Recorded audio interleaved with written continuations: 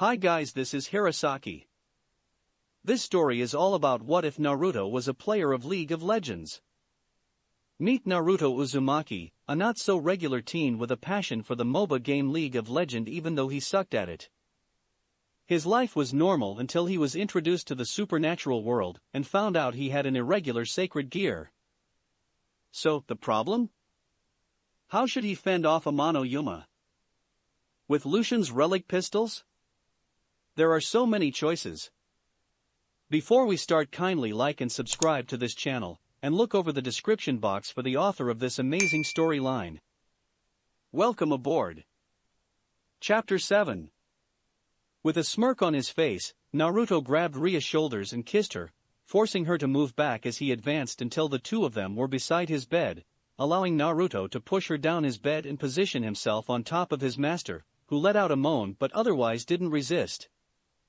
All of the determination and nervousness she had had before and even after making up her mind and arriving at Naruto's bedroom had all but left her, leaving Rias to feel nothing but need for her handsome pawn, who then raised himself up and took off his shirt, exposing his lean but muscular torso with well-defined, diamond-cut abs. When did her pawn become this fit? Rias wondered before she was able to remember that Naruto had been doing some training on his own.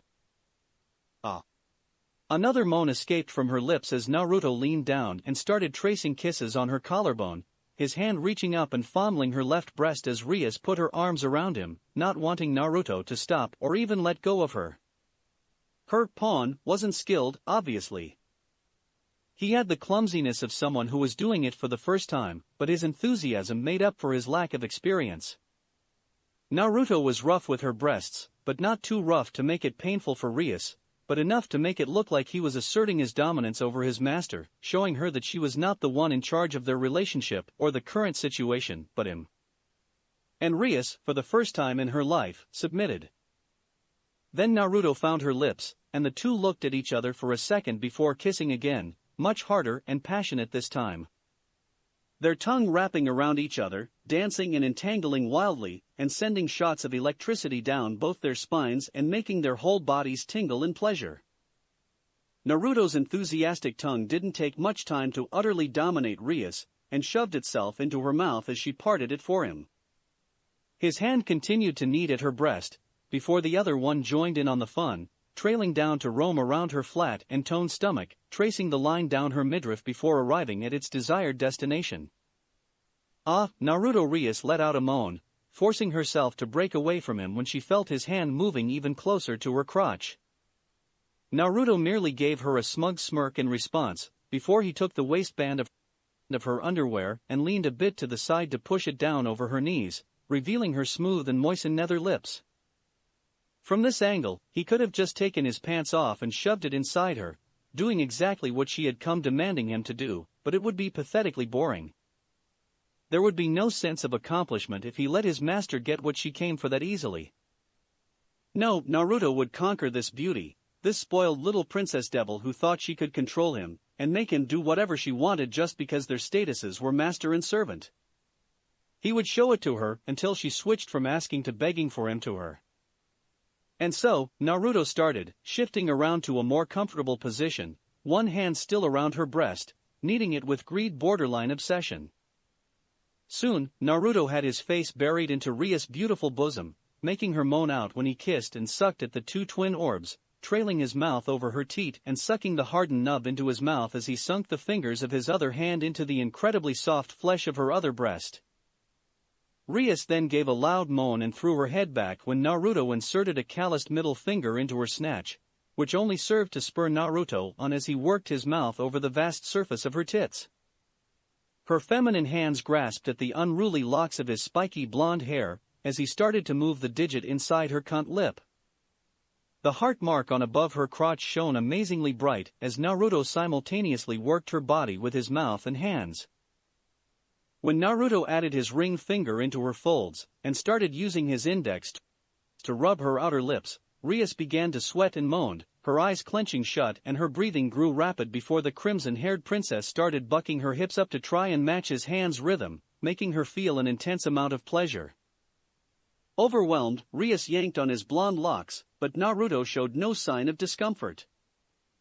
After a full minute of doing this non-stop, Naruto broke away from her breasts finally, and leaned up to kiss her fiercely, moving his fingers even faster than before inside her as Rias continued to buck her hips against his hand. "Ah, no. Naruto. I." Grabbing onto his muscled arms, Rias stuttered as she felt her whole body shudder and burn up for a release. With a smirk on his face, the blonde leaned back a little, and positioned himself on his other hand just so that his master could look at her own pussy as he made her come, squirting her juice all over his hand as he continued to finger her at a furious pace throughout her entire orgasm. After what felt like forever, Rias' body finally relaxed and slumped heavily down onto his bed, allowing Naruto to take his back as he positioned himself over her on one knee, taking that time to look down and admire his master in her full nakedness for the first time ever. It was an undeniable fact that Rias always looked absolutely stunning, but now, enthralled in the throes of passion and lust with an expression that of tiredness and satisfaction, cheeks flushing a low saturated shade of her hair and sweats covering her voluptuous body, his master Rias had to be one of the most breathtaking sights he would ever lay on eyes on. Her shoulders and chest heaved as she tried to catch her breaths, causing her bosom to bounce and shake enticingly, and little could match the half-lidded expression of satisfaction she was wearing on her face after she had been taken to the world of orgasmic bliss. Before he could continue and get the real fun to start, a silver light erupted from the red magic circle in his room, forcing Naruto to turn his head to the side to look. The one who arrived at his room was a very beautiful woman, who did not look a day over her 20s. The cool and professional aura she was giving off gave her the impression like that of a queen, one whose chilling look could even freeze all those who dared to look at her in the eyes. Her hair was a startling silver that flickered and shone under the last remaining light of the magic circle beneath her, flowing all the way down to her back while at the same time featuring two side braids with blue bows at the ends as her eyes matched the color of her hair almost too perfectly. A maid? Was the first thing that crossed his mind as he looked at her. Her calm and cool demeanor was soon changed to a look of absolute shock as she turned her gaze between Naruto and Rias, who didn't even react to her arrival. The woman then set her eyes on Naruto, and saw the sly smirk that crossed his face when their eyes met. Her expression hardened when she noticed the menacing aura he was giving off. "What have you done to Ryosuju-sama?" The silver-haired maid asked in a cold tone, one that sent a chill down Naruto's spine, and that wasn't because the temperature of the room suddenly dropped so much he could see his own breath. "Release her." Of course, she didn't wait for him to answer her question, and even faster than he could react, the maid was before him. She reached out to grab him, but the darkness around his body suddenly became vivid and enclosed around the blonde, making her hand pass through empty space as he seemingly disappeared. The silver-haired woman had her eyes widened in surprise for a second, before she spun around without a moment of hesitation and grabbed the shrouded young man by his neck, lifting him up and slamming him against the wall of his room before creating an ice blade, which she held at his neck. Naruto choked as the woman tightened her hold around his throat, but for some unknown reasons the pain of having the back of his head slammed into a wall hard enough for it to crack didn't feel all that bad. And even while having the tip of an ice blade pointed at his throat, Naruto found himself smirking as he stared down at the woman who was holding him at her mercy with little to no problem or whatsoever, finding the way she was looking at him with her cold silver eyes unbearably sexy. "Impatient, aren't we?" The blonde forced a chuckle of amusement as he pulled back the hammer of his revolver while aiming at her heart, but she didn't even react as he pressed Blaze harder into her toned stomach. It didn't take it long for Naruto to realize that she could have disarmed him, but chose not to because she just didn't care. His head would fall onto the floor even before he could fire his revolver, and even if he were fast enough to do it, she would cut his hand off first and then behead him all the same. "Try moving your finger," she said as she pressed the blade into his neck. It didn't draw blood, but fog-like darkness. "See what will happen." What a scary woman. Also, the reason he hadn't lost his hand, or his head, had to be because she knew he was Ria's servant. "I don't think my power will even work on this at your current level of power, so you are on your own, summoner," the voice in his head said, followed by a feat of playful giggle. "Ah, Grafia. Ria suddenly said from the bed, sitting up a little so she could look at Naruto, and the silver-haired maid put him. Hold on a second. What was going on? Rias asked herself as the heart mark above her crotch started fading away. Naruto? The crimson-haired heiress called out as if she didn't notice him till now, looking over at her servant and finally noticing the abnormal features about him, from his illuminating golden eyes like that of a cat, to the pink flame that had formed on his head, and how darkness moved around his torso, while he was being held up by Graphia. Everything about him at the moment just reminded her of one champion. Evelyn. Stay back, Ojusama. Graphia stated firmly, it's dangerous. Naruto. We're home. But before she could finish that sentence, a voice was heard and book bobbed into the room in a blink of light before Yumi was seen hopping out of the portal on the page her companion was opening to, holding a small fish in her mouth. The magical cat trotted confidently forward for a second while holding her head high before Book poked her on the back, causing Yumi to finally notice the current situation everyone in her summoner's bedroom was in. The cat looked around in confusion before she looked directly at Naruto. The horrible fishy smell of the dead fish in her mouth, however, was his last straw, and it turned him off instantly, causing his free hand to shoot up and grab the side of his face as he struggled to retake control over his own mind and body. The darkness around his body reacted instantly and violently to his attempt, but they were soon discharged from his body along with a small amount of dark purple energy, fading away a moment later and returning his eyes to their normal color. Wah!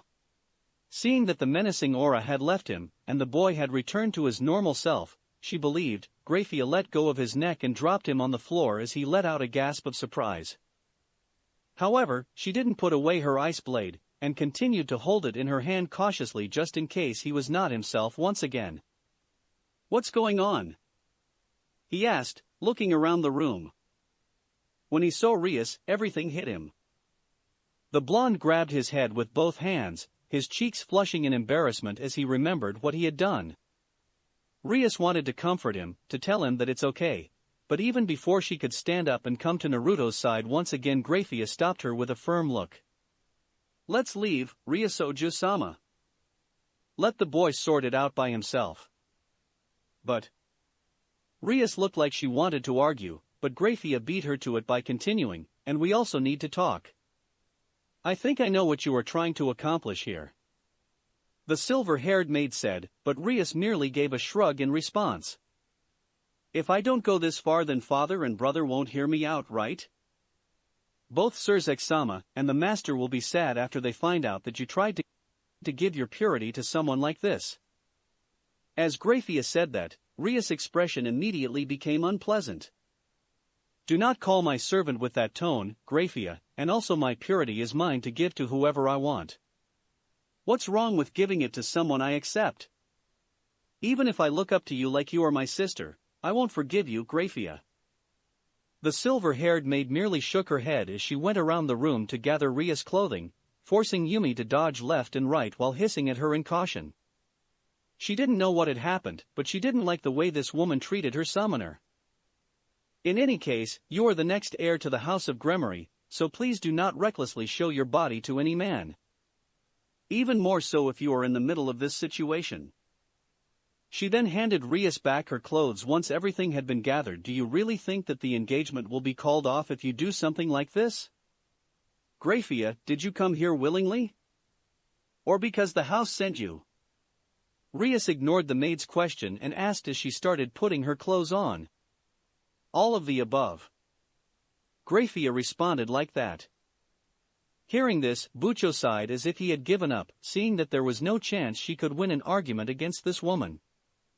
Fine, if it's you who personally came to the human world, I guess it can't be helped. I understand. Rias said finally before looking at Naruto and walking toward him.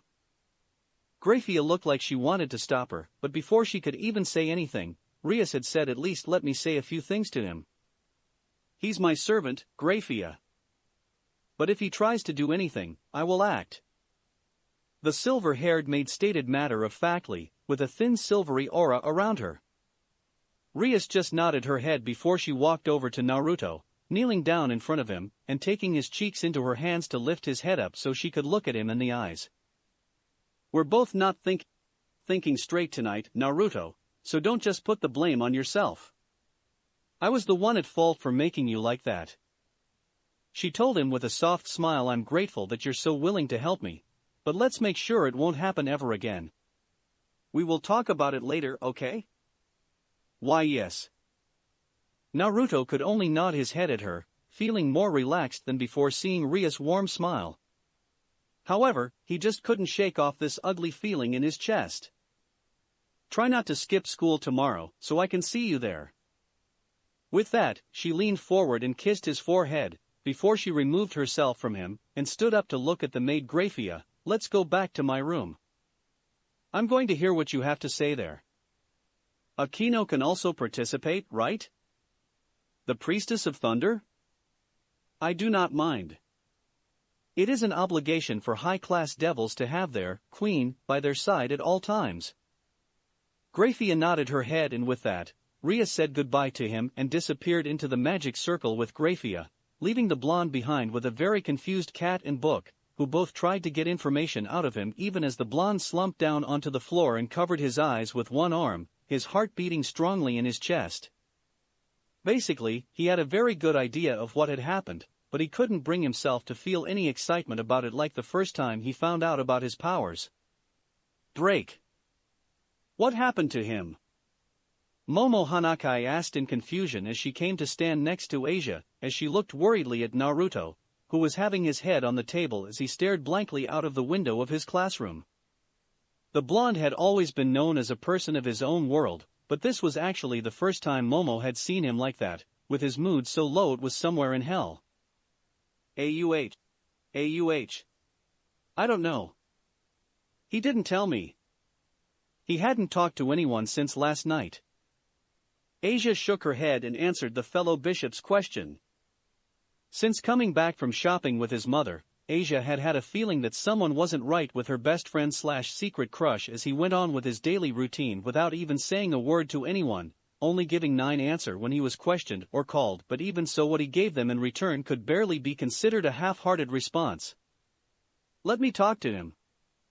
Momo put a hand on Asia's shoulder and said, but before she could move toward him, an excited squeal was heard and everyone looked around to see the most popular girl of Kuo Academy standing at the door of their classroom with a smile on her face.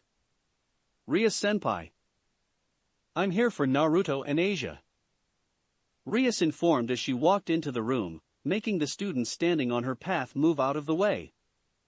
"We have an important club activity soon today, so I need you both to come to the clubroom with me," she told them, the smile on her face fading a little before brightening up once again as she looked over at Naruto, who was still having his head on the table and didn't look like he had noticed her.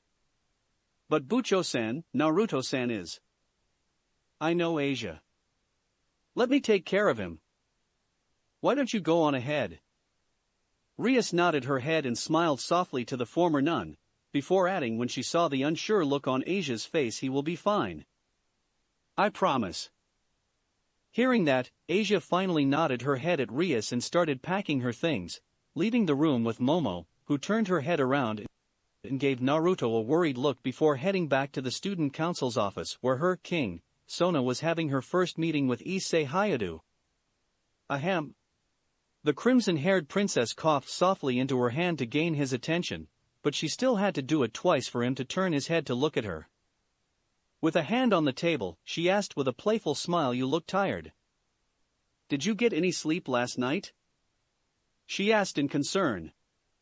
"Bucho, I still thinking about it?" she asked, making his shoulder drop even lower than before. "Come with me.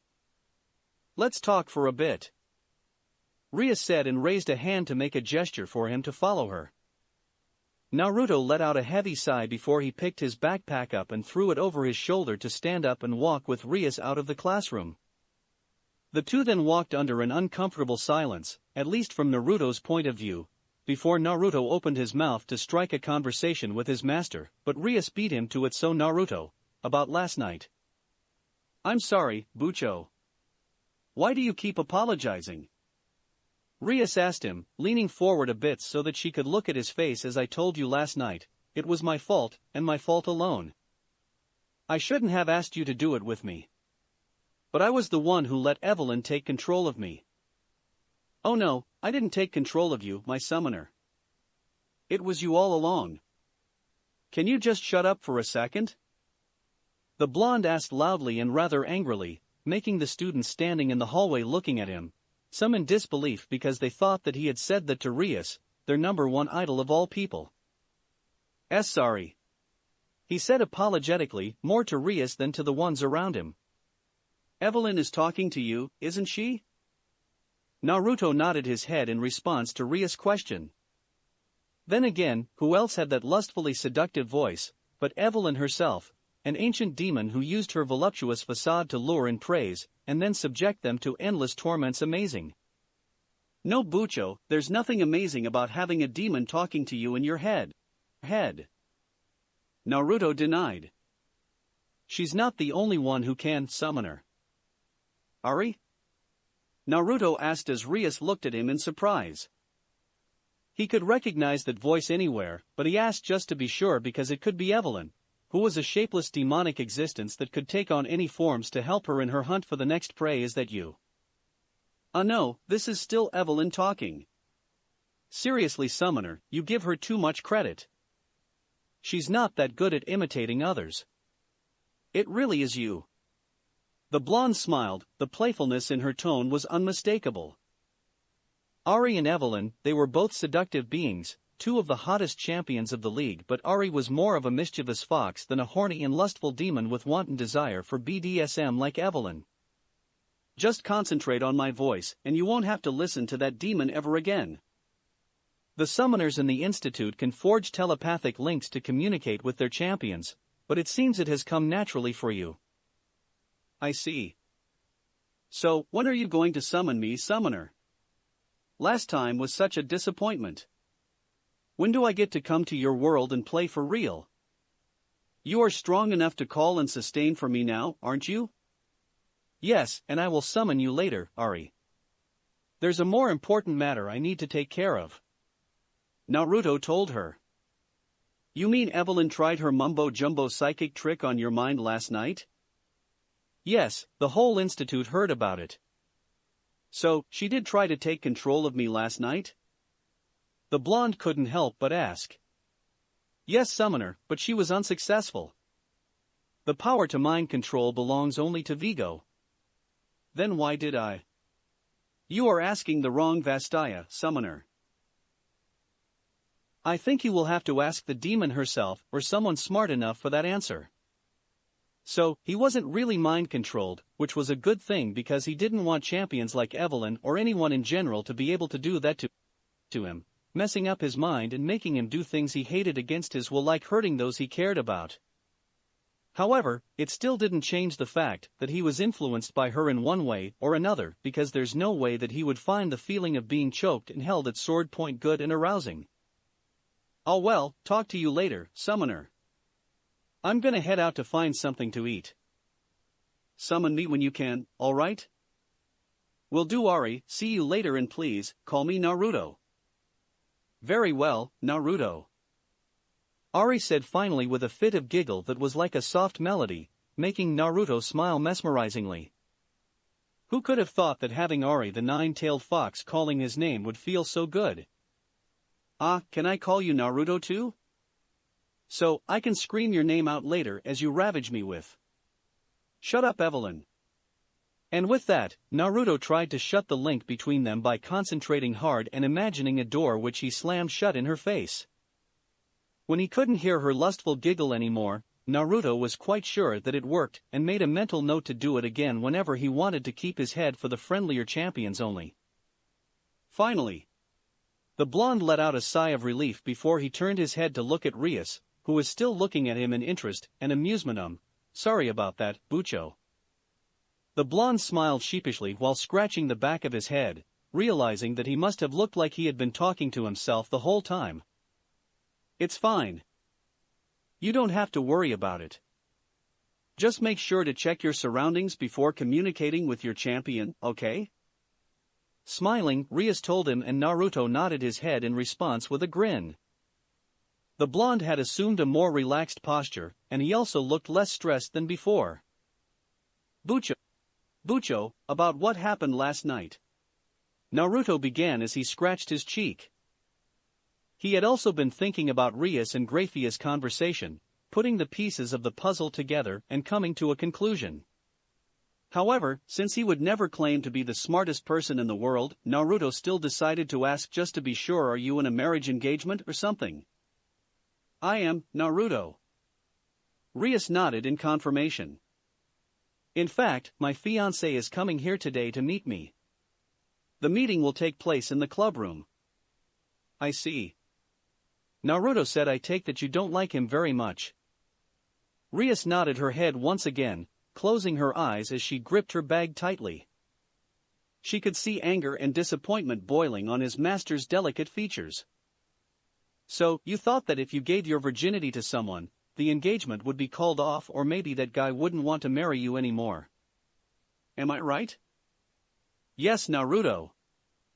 Rias let you a heavy sigh as she nodded her head. Are you angry that I intended to use you for my own selfishness? I'm not angry, Bucho. I'm just disappointed, I guess. Rias winced a little at the tone he was using, not expecting something like that coming from her pawn. As Naruto continued, he lowered his tone so no one would hear him, but still loud enough for her to hear. I mean, you should have put more trust in me. You could have told me the reason that night before asking me to take your virginity. Had Graphia-san not interfered, what do you think was going to happen to you? You would still. Bucho, Evelyn is called Agony's Embrace for a reason. Naruto shook his head and stated firmly, I still have no idea what happened last night, but from the look of it, if I really became something like her, then I would have hurt you in the end. Sex or whatever sexual acts that she does are just her ways of luring and toying with her praise, and when she's done messing around, she will subject them to unspeakable pains and sufferings, and that isn't even the worst of it. Do you want the same thing to happen to you? Ria's shoulders slumped. Her body shook as she looked away from him. I'm sorry. She whispered despondently. I didn't mean to. There was a sharp pain in his chest as he gazed upon the crimson-haired girl, making him feel kinda bad. Maybe he really shouldn't have said all that. Such expressions really didn't suit her. All that I ask of you from now on is to put more trust in me. Everyone tells me the Gremory views their servants as their own family. So why don't we deal with our problem like one? Together? Naruto finished with a grin, making Ria smile finally before nodding her head at him and reaching out to open the door of her clubroom for the two of them. At that moment, Rias decided, whatever problem that she might have, she would face it together with her servants. With Naruto. Chapter 8. When Rias and Naruto walked into the clubroom, everyone had already arrived and was waiting for them, with the addition of Graphia, the scarily professional and cool silver-haired maid from last night. Rias then went on ahead to talk to her, as Naruto walked over to talk to Asia and the others, who had explained to the former nun about the current situation with Rias and her fiancé. Sorry Kaneko-chan, Yumi has a match today, so I can't summon her. Naruto told Kaneko, who wasn't eating sweets like she always did whenever they had a club gathering like this. Like Kiba, she had a serious expression on her face, even more so than her normal one. It's fine, senpai. The white-haired girl shook her head and said she doesn't have to be here for this. Kaneko told him calmly, but Naruto could detect annoyance in her tone. The girl for sure didn't like Ria's fiancé just as much as his crimson-haired master did. Akino seemed to share Kaneko's feelings, even though she was still wearing her usual gentle smile, since it wasn't as warm as normal. Once done, Naruto then walked over to Rias and Graphia, who had been talking quietly with each other the whole time. Rias was having an unreadable look on her face, her arms crossing under her chest. Seeing the blonde approach them, the two pure-blooded devils turned their heads to look at him, with Rias having a smile on her face while Graphia remained as professional as always. I would like to apologize for last night, Graphia-san. Naruto said to the silver-haired maid, who looked at him as if she was astonished. You know, for pointing a gun at you. The blonde continued while smiling sheepishly. This woman didn't look like someone that would hold grudge or unreasonable, but the two of them had already started off at the wrong foot, so he just wanted to make sure that there was no hard feeling between them. You have nothing to apologize for, Uzumaki-san. The maid shook her head and said coolly, you weren't yourself last night. All that matter now is that you make sure it's not going to happen again. Why yeah, you can have my word on that one. Naruto chuckled and then offered her his hand, and please call me Naruto. Never one who liked formality, Graphia-san. Very well then, Naruto-san. Graphia nodded her head with a small smile, one that was so beautiful Naruto's heart almost skipped a beat as she took his hand and shook it. For someone who had such a cool and professional facade, this woman's smile really took her beauty to a whole new level. I don't think I have properly introduced myself either. My name is Graphia Lucifuge, the head maid of Gremory household. She is also my brother's personal assistant. Rias followed with the introduction, making Naruto widen his eyes in surprise. No wonder why she had been able to subdue him so easily, being the personal assistant of the Devil King himself. Pleased to make you acquaintance, Naruto-san. Graphia greeted him officially for the first time before adding when Naruto grinned at her, you can also let go of my hand now, Naruto-san. Oh, sorry about that. The blonde wasted no time to release Graphia's hand and take his hand back, laughing awkwardly while the maid just tilted her head to the side and stared at him in response. So, before he could ask about the arrival of Ria's fiancé, the teleportation magic circle on the floor lit up, causing the whole room to have a blinding yellow light. At the same time, wave after wave of fire was unleashed, heating up the room. After a moment of covering his eyes and shielding his face from the fire, he then lowered his arms down to see that everyone else in the room except for Graphia wasn't faring any better than him. The heat and light were affecting Rias as much as them, but she looked like she was trying to be strong, not wanting to show weakness in front of her guest.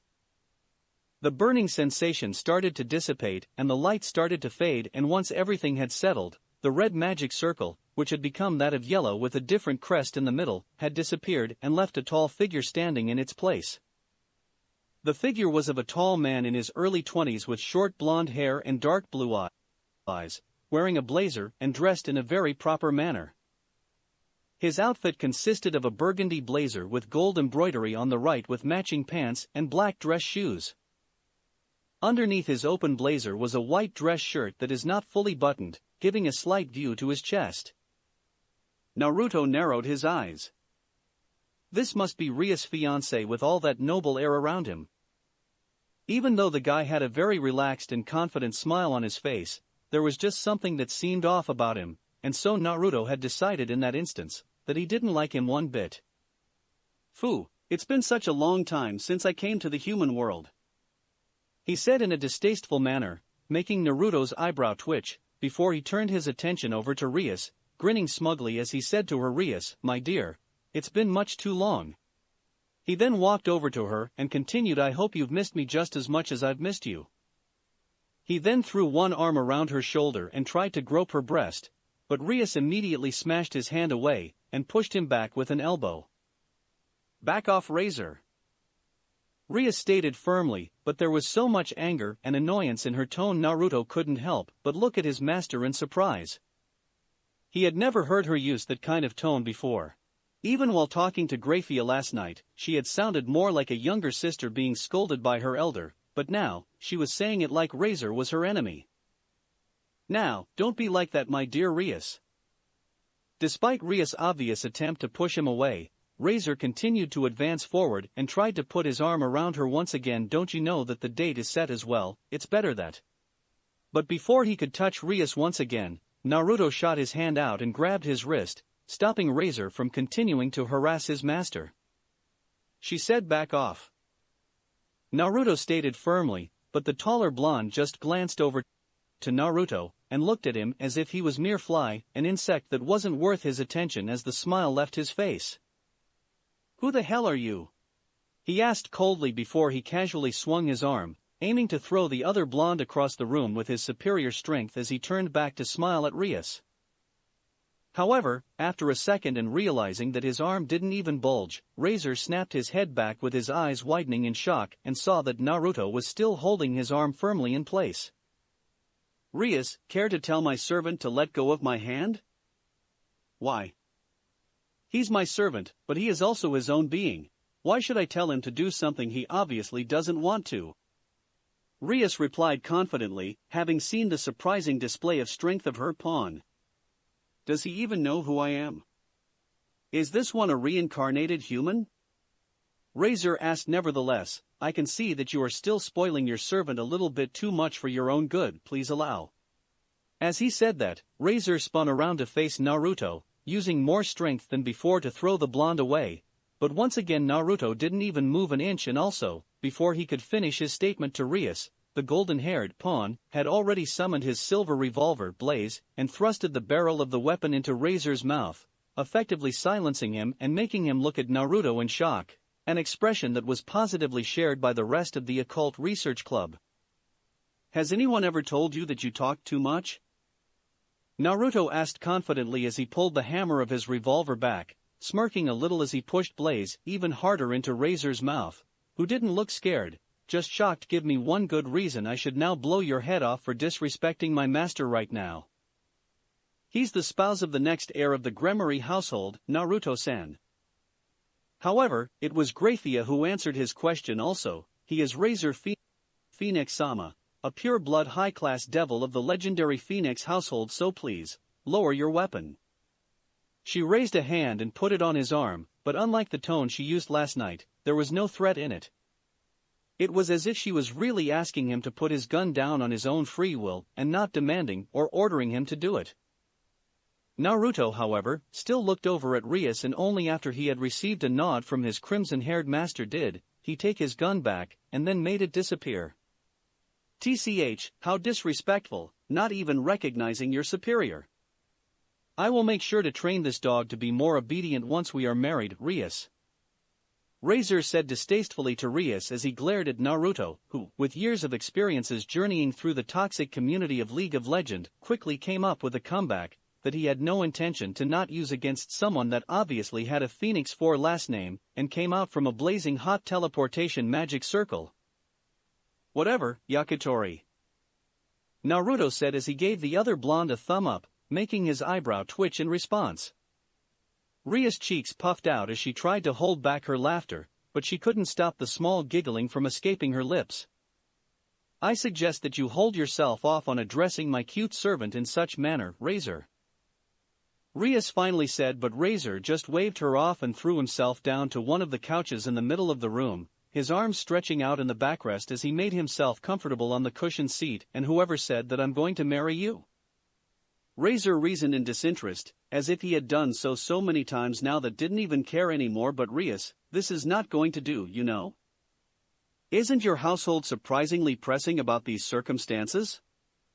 "None of your business, Razor," Rias retorted confidently. "If I am the next heir to the House of Gremory, then I shall have the freedom to choose who will become my husband. My father, my brother and everyone in the clan are just hurrying too much. It was also a promise that I will be free until I graduate from the University of the Human World." "That's right. You will basically be free." Razor nodded. "You can go to college and do whatever you want with your servants. But Yoroto-sama and Surzek-sama are concerned.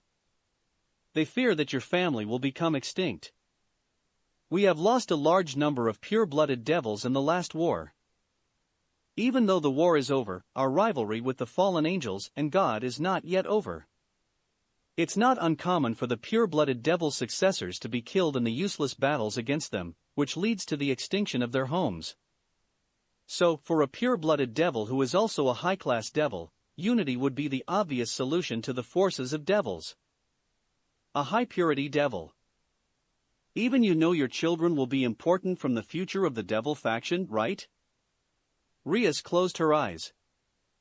"The reincarnated devils like your servants are expanding in strength, but then that would make us, the high-class devils with a history, lose our place. There are ancient nobles who approach the reincarnated devils because they are very powerful. Well, that may be fine, these newly produced devils are also important for our future, but can't we allow pure-blooded devils to extinguish themselves? You and I were chosen to prevent the thoroughbreds from becoming extinct. My home is safe because I have my older brothers, but there are only 2 children in your home, and your brother is Lucifer. The only one who can allow your child to inherit the name Gremory, and your household is only you.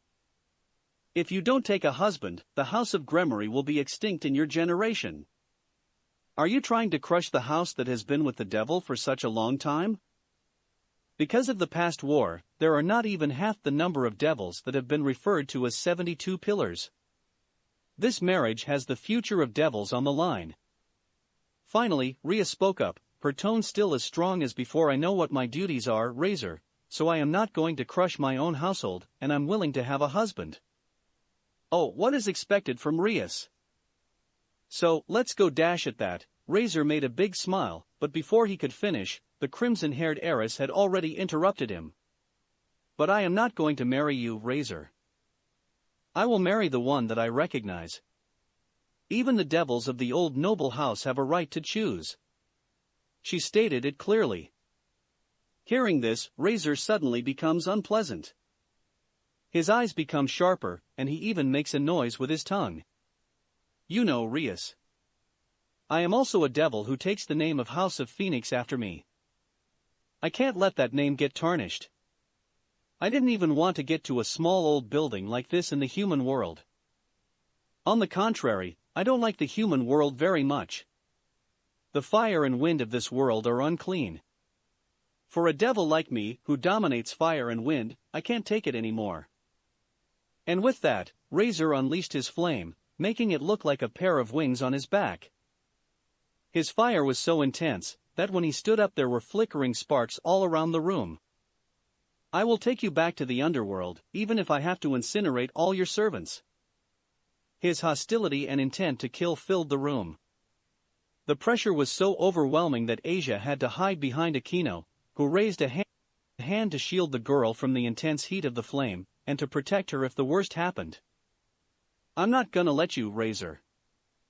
Rhea stated coldly as she unleashed her demonic power, but it was Naruto who acted first, stepping in front of her, and the rest of her peerage protectively, armed with both of Samira's guns, Blaze and Thorn, while holding onto her sword, Vanquish, all of which he had conjured the moment Razor had unleashed his fire.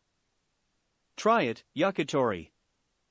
Naruto smirked as he pointed the massive, mechanical cleaver-like sword at Razor. Go on, I dare you. He stated in a low tone, unleashing a radiating blue aura around him that completely overwhelmed Razor's flame, causing the phoenix to unconsciously take a step back in caution. Even Rias was shocked to see the amount of raw demonic power Naruto was unleashing. She had done some calculation with Aquino, and expected him to grow this powerful at the end of the semester, not only about 2 weeks of training with the champions of his sacred gear, based on what he had been telling her. Not only that, but his demonic power also felt very tempted and controlled, unlike the wild and disordered. So, are you gonna try it or not, Razor? I'm getting impatient here. Naruto asked again and emphasized his point by unleashing even more power, causing the whole building to shake and Razor to be overwhelmed completely. How about? But before either of them could make a move, a cold and chilling aura saturated both of their demonic powers entirely. Naruto turned his head and looked over at Graphia, who were having a cold look on her face with her eyes closed. Naruto-san. Razor-sama, please calm down. She spoke up calmly and then opened her eyes to look at both of them, showing that the professionalism had all but disappeared, leaving only the chilling coldness of a powerful, no-nonsense woman. If either of you do something rash here, then even I won't be able to stand here idly. I definitely won't hold back. Naruto almost lost the grip around Vanquish's handle as Graphia said that, feeling a bead of sweat trailing down his eyebrow as he looked over at Graphia. It wouldn't be an understatement to say that he was scared shitless by Graphia's chilling gaze and overwhelming presence. When the blonde looked over to Razor, he saw that the guy was doing even worse than him. So, the arrogant bastard couldn't even overlook or ignore someone like Grafia, making her even scarier, but also cooler in Naruto's eyes. Oh well. Razor chuckled awkwardly as he let his flaming wings disperse, seeing the opportunity to back down without embarrassing himself. If I am told that by someone like the unclaimable strongest queen of the underworld, then there's not helping. But before he could finish, a gunshot was heard, blowing a hole through his shoulder, much to the shock of everyone in the room. What the fuck? How dare you shot me? Holding his bleeding shoulder, Razor roared in anger while glaring murderously at Naruto, who was pointing a smoking blaze revolver at him with a casual smile on his face. So beating this guy in combat was going to be a major problem with that regeneration ability. But not entirely impossible. What? Naruto asked absent-mindedly as he scratched the side of his head with the sharp tip of his gun. I merely want to see if you are immortal like a phoenix or not. It's too bad that you are. He shrugged, noticing the way the wound on his shoulder healed up completely with not even a scar left behind in just a second. Sorry about that, Grafia-san. Naruto laughed sheepishly before putting his weapons away, making Grafia look at him with half-lidded eyes. Try to hold yourself back from shooting others next time, Naruto-san. Grafia told him firmly before looking at Razor and Rias. Nonetheless, Sir Zek-sama and Lord Gremory knew that this situation would not be resolved that easily, so they have decided to make a final decision. Final decision?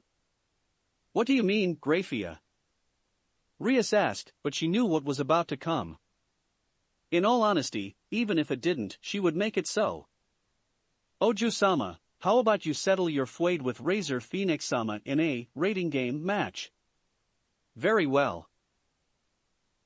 Rias stated confidently as he looked at Razor. If I win this match, then this marriage engagement and all related discussions are over. We will no longer be betrothed to each other, and there will be no feuds between our houses. Razor stifled a laugh at that. However, if I lose, then I will stop resisting and I will marry you without further argument. Razor merely gave smirk in response. I can see that you are waiting for this as well, aren't you, Rias? Considering that you haven't even participated in a game before, I thought you would have chosen a more suitable challenge. I'm confident that we can beat you, Razor. Rias stated matter-of-factly. Really? I found it hard to believe, as you have never ever participated in a game before, while I have had almost a dozen times. Razor stated confidently. Plus, strength-wise of all your servants here, your lovely queen, the priestess of thunder, is the only one who can fight on par with my. Razor paused for a second when he heard the sound of a revolver's hammer being pulled back, but chose to ignore it and continue without fear. Servants. With that said, Razor waved his hand and a golden magic circle appeared on the floor, shown again with the phoenix crest appearing behind him. With another quick burst of fire and wind, a group of 14 different and diverse women appeared. Some were young, others looked older. Some were wearing clothes of a different period. Some were wearing fetish appeal outfits, but they were all beautiful, and one thing was for certain. Razor Phoenix had obviously used his pieces to create a harem of beautiful women, though Naruto could tell that each one was a very capable fighter. Well, these are my cute servants. Razor introduced confidently. Asia looked nervous, while Naruto just looked disgusted. Yo, isn't she your sister? Naruto said, pointing his hand to the young, but very beautiful girl with long blonde hair tied into twin tails with large, drill-like curls and blue ribbons keeping them in place. She wore a long, pink dress with white frills and a magenta bow in the front. You turned your sister into your servant? So, what's the problem with that? Razor asked with his eyebrow twitching, but his tone was as calm as it could be, as if he felt nothing wrong with it. She's the last piece that my peerage was missing to become an ultimate harem, a little sister type who is also a tsundere. Isn't a harem the dream of all men? Even the mentioned girl looked offended, blushing in embarrassment, but at the same time annoyance and anger. The flame-like aura radiated from her petite, but well-developed form was the clear proof that she was Razor's sister. No. Naruto answered flatly, "You're disgusting, mate. How dare you call me?" Naruto merely shrugged in response, "You are absolutely disgusting. Need me to repeat that with a better emphasis? I can do one even better. No wonder why Bucho doesn't want to marry you. You are just one of those disgusting womanizers who has a 12-inch stick of pride up so far up their asses you can't even." But before he could finish, a long wooden staff was thrusted at his face by a young girl with blue hair and light brown eyes. The blonde, however, had seen her coming and moved his head back, making the head of her weapon miss his face by an inch. The girl widened her eyes in surprise before she hardened her gaze and followed up with a series of bojutsu strikes, but Naruto merely moved his own body left and right while taking step after step back to dodge her attacks flawlessly. He then summoned a metal staff in his hands and struck down the girl's weapon with a strike before following up with a moderate roundhouse kick into her stomach, with one end of his staff planting firmly on the floor, sending her stumbling back, while holding her stomach in pain. "Still feeling confident that you are going to beat us that easily?" Naruto asked as he spun the staff around in his hand and rested it on his shoulder. "Don't be so cocky. Mira is my weakest servant. The rest have more battle experience and more talent as a lowborn like you." Razor gritted his teeth in anger at Naruto before turning his attention back to Rias, who stared back at him fearlessly. "It'd seem that there's no chance for me to change your mind with words. Very well then, Rias, you will have this rating game match. I will allow you 2 days to prepare yourself and your servants for it." "Really, just 2 days, Razor? You're not looking to make it even harder for you to win, aren't you, Razor?" However, the arrogant blonde ignored her questions and continued with confidence, "Doing it now won't be interesting. Rating game is not something that can be won with brute strength alone," Razor declared, sending the message directly at Naruto. "If you cannot devise a plan against me and my servants, no matter how potentially strong your servants are, you won't be able to defeat me. The next time we meet, Rias, it will be in the game. See you in 2 days." Razor left soon after that, his servants not bothering to say another word to anyone else. It was only after the Phoenix group had left that Naruto allowed his staff to return to the world within his sacred gear. "I will inform the 2 families, Rias Ojusama," Graphia said to Rias as she activated her own magic circle, one that was silver. Before walking into it, the maid turned her head around to look around the room at each and every one of Ria's servants. Her eyes went to Naruto and stayed on him the longest. After a moment, she said with a small smile, "I will see everyone in 2 days. Good luck." And with that, she left the ORC clubroom, leaving Rias to discuss the upcoming match with her servants. "Drake. You know, Naruto, you were pretty cool earlier, standing up to Razor to defend me and everyone like that," Rias told him with a small smile, sitting with Naruto on the couch in the clubroom, with a table full of books and battle formations before them. The 2 of them were the only ones that were left, as Kiba and Kaneko had already left to start their own training. Asia had gone with Akino, who would teach her how to use her magical abilities. While Rias was confident that they could win against Razor and his full peerage, despite the obvious disadvantages in their numbers and battle experiences, there wasn't that much time for them to prepare, so it's best that everyone started right away. "Was I?" Naruto asked, smiling while scratching the back of his head as Rias nodded her head in confirmation, making him blush a little. What Naruto didn't seem to notice was that Rias' cheeks were also dusting a light pink color as well as she looked at him. "So what are these books about, Bucho? Can they help us?" he asked, deciding to change the subject. "If the opponent is another high-class devil, then yes, we can learn something about them from reading these books," Rias said with a nod as she opened a book and showed Naruto a picture of a flaming bird, a phoenix like the rest of his family. Razor has full control over Phoenix's fire, but the real problem with him is his immortality, which allows him to heal instantly from any wounds. But his immortality is not absolute, is it? Yes, Razor can only heal for as long as his demonic power allows him to. Also, because he will still feel the pain of the damages we inflict on him, he can be defeated if his spirit is crushed. So, we have to overwhelm him. Naruto nodded his head in understanding. We will need a lot more than normal guns and swords to bring him down. Rias pointed out seriously, my demonic power can annihilate anything, but Razor will still heal from it with relative ease. Since he's an older devil, if it comes down to a battle between the two of us, I won't be able to last as long as he can, so either you or Akino have to be there to assist in taking him down. A rating game only ends when the king is defeated or make a surrender statement, and Razor won't give up that easily even if he's the last one standing. I see. I can see why you hate him so much, Bucho. Naruto said. He didn't even know the guy that well, and he already hated him so much more than those who trolled him in his rank games, because they wanted him to lose just so that he would stay a Bronze Eye police forever. Don't worry, Bucho. We will win. I'm sure of it. The blonde declared confidently, making Ria smile in return. I like your confidence, Naruto. Ria said, just don't get too cocky and end up underestimating him. Razor has a record of 8 wins and 2 losses, and he lost the last 2 games on purpose out of kindness to the 2 families he is close to.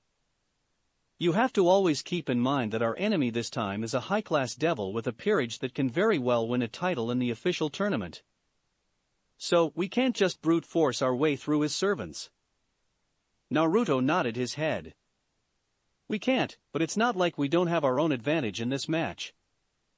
Rias then continued with a knowing smile. First and foremost, I know Razor.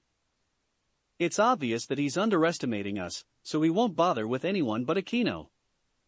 His overinflated ego and pride will also make him overlook you as well, and we will make it the greatest mistake he has ever made with these plans.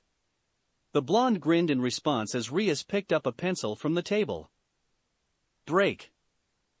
That night, Naruto sat alone in his room. But in a flash of light and a bright magic circle on the floor, standing before him was the 9-tailed Gumiho that was known in Runeterra as a fox like Vastaya. Now that he was able to stay awake to take a good look at Ari, Naruto finally realized that she was as beautiful and attractive as how she was in her splash art, with her red and white Korean-style dress, long wavy black hair with 2 matching color fox ears on the top of her head, and 9 flowing white tails behind her back. Let's see here, Ari said seductively as she took a look around the room before shifting her gaze on Naruto. Summon me in your bedroom. Do you have any specific intention in your mind, summoner? She slurred the last part while smiling flirtatiously at Naruto, making him blush in response. She then started moving toward him with a bounce in her step and a sway in her hips, but before she could get any closer to the blonde, she felt a light tug on her tails, which had fused into a single one, and turned her head around to see a short, furry creature like being looking up at her while holding the tip of her tail in his small hand. Ahem, Miss Ari, I suggest that you hold off your urge to mate for the time being. Heimerdinger, the revered inventor, cleared his throat as he said in a humorous, but somewhat nervous tone, at least, not with me around, please. Ari looked at him with a tick mark on her forehead before she turned back to Naruto, who was smiling nervously at her while scratching the back of his head. Why did you summon him? She asked, pointing her hand at the genius Yordle, who greeted Naruto with a wave of his hand. There's something I want to discuss with both of you. Naruto answered with a chuckle before looking at the messy hair Yordle. Professor Heimerdinger, pleased to meet. But before he could finish, Heimerdinger had leaped onto his shoulder and grabbed his face with both hands, moving it left and right as a mechanical arm came out from his hair and thrust its hand into Naruto's mouth, spreading it wide open and allowing Heimerdinger to look inside. Fascinating. Hey, what are you doing to Naruto, you weirdo midget?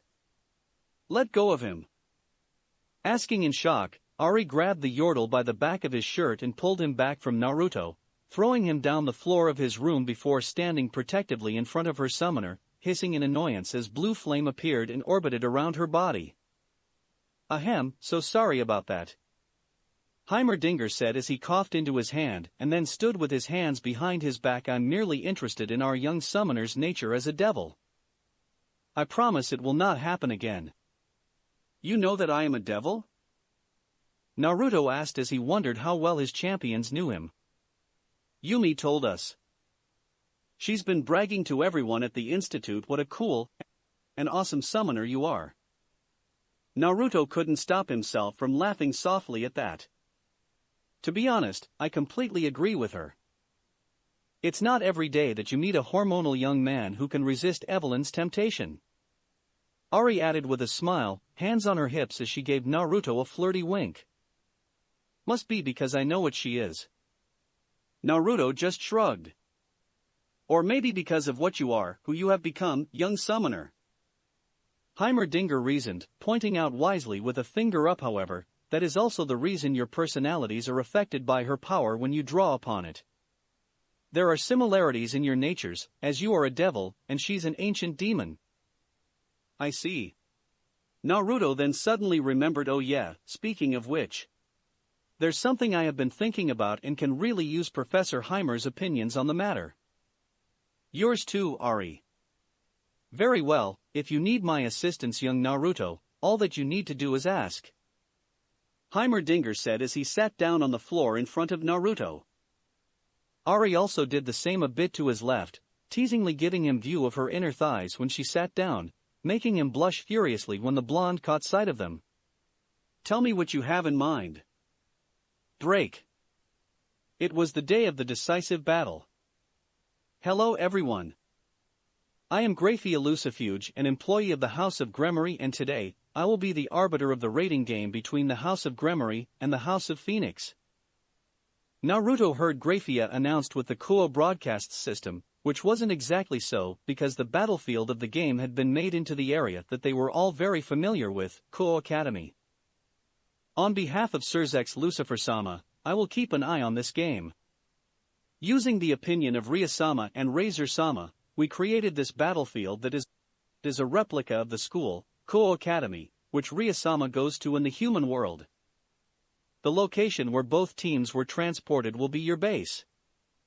The base of Ria-sama will be the meeting room of the Occult Research Club, located in the old school building, while Razor-sama's base will be the student council room located in the new building. For pawns, to use promotion, you will need to invade the enemy's base to do so. Being a pawn, using promotion was absolutely necessary for Naruto, as it gave him the power-up he needed to increase an area of his power, which could be the very endgame if he knew how to use it correctly. However, likewise Razor's pawns could also promote themselves if they got to the old school building. There were 8 of them, so there was a very likely chance of having 9 queens running around the battlefield, and it would be extremely troublesome to deal with. Everyone, you all, please put this transceiver in your ears. Akino said as she handed Naruto and the others headset-type transceivers on the battlefield. We will be using this to communicate with each other. Now is the time for the battle to begin. Ring ring. The school bell rang, signifying the start of the match. Now, gather around everyone. Let's use the first few minutes to discuss our plan of attack. Rias announced, and they all gathered around the table in the middle of the room. First, it's obvious that we need to eliminate Razor's pawns as soon as possible. It will be problematic if every one of them gets here and promotes themselves in queen. We will need to use the battlefield to the fullest. We are lucky that it has been set as our school, which we are familiar with. Yuto, if you please. Their leader stated firmly, and Kiba spread the map of the whole school on the table.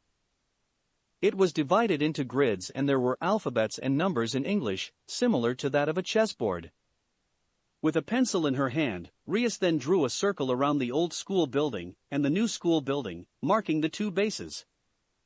It is safe to assume that this whole area is our territory.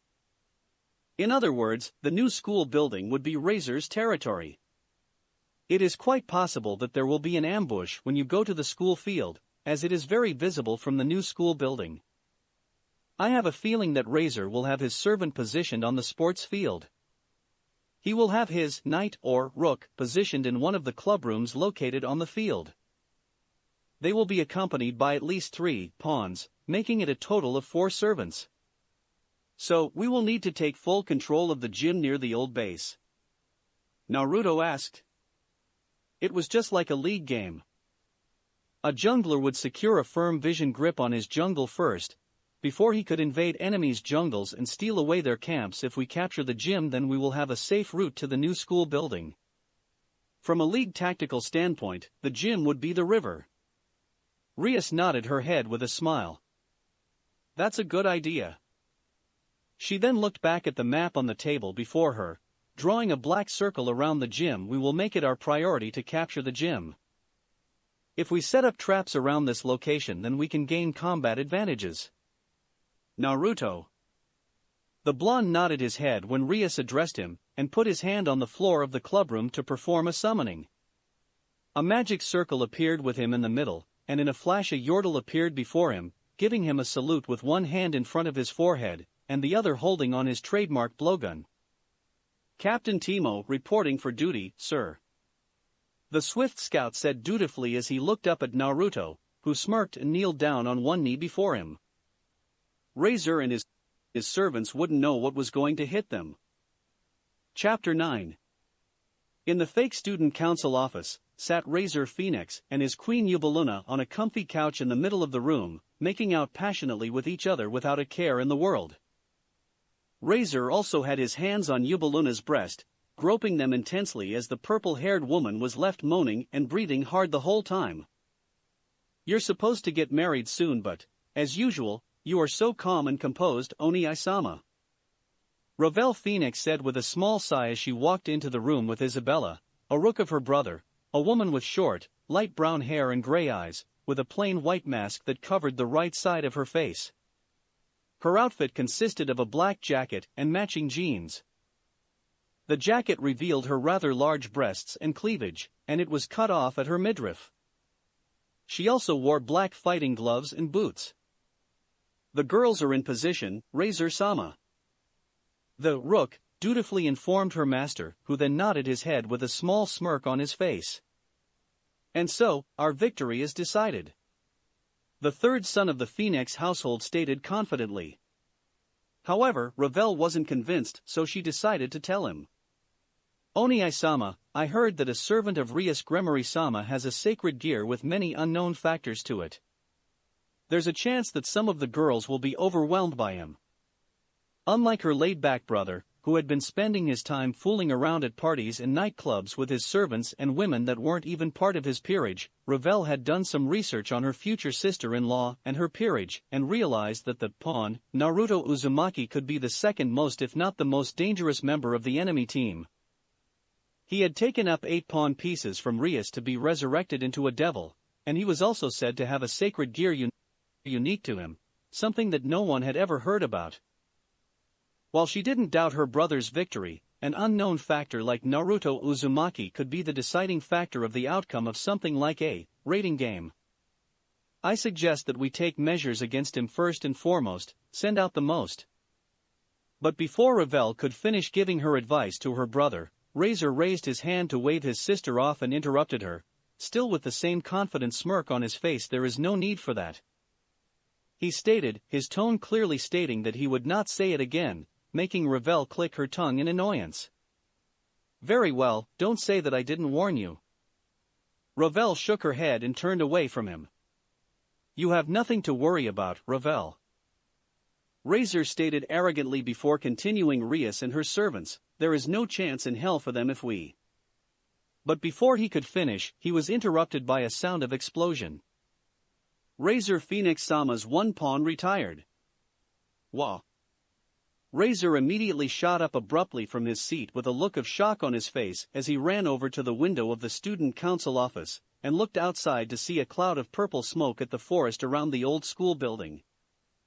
Ravel, who also had a look of surprise on her face, quickly activated a communication spell to call the girls who had been assigned to take that area. Marion, Burrit, Sharia, what is going on? She asked hurriedly as she looked at the smoke with her brother and his 2 servants in the office. Are you two all right? Kya? Ravel-sama. There's something here. Watch out, Burrit. It's one of those mushroom bombs. Mushroom bombs? What do you mean mushroom? Ravel was cut off by another explosion, and then she heard the panic cry of Marion, followed by a series of painful coughing, and then what sounded like the sound of blood vomiting as Shiria screamed for help. It was a second later that Grafia announced the next elimination. Razor Phoenix Sama's one pawn retired. Ravel paled at that. What's going on? She couldn't help but ask before looking at her brother, who was gritting his teeth and clenching his hands in anger. Shiria, get out of there now. De-icing to take matter into her own hand before their team could suffer another elimination, Ravel hurriedly gave the order. Why yes, Ravel S.A. Shiria? What's wrong? Shiria. Ravel asked worriedly when the pawn didn't finish her answer, and left a dead silence on the other side of the communication line.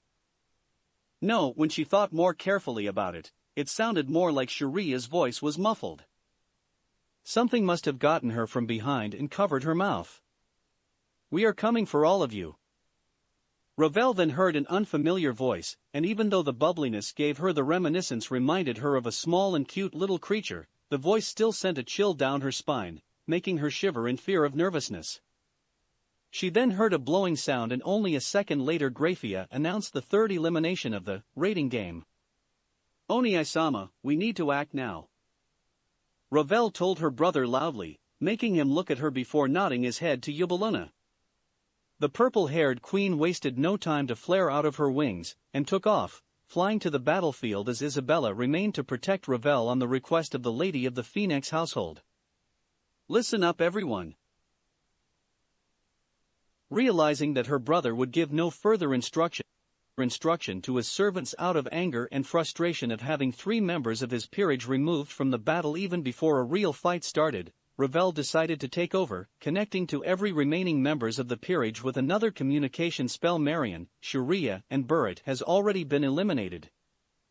The enemy team is using poison traps, possibly in the forms of invisible mushroom-shaped bombs. Use your wings and scout your assigned areas with magic from above, and only land when you are 100% sure that all the traps have been disarmed. Yes, Ravel-sama.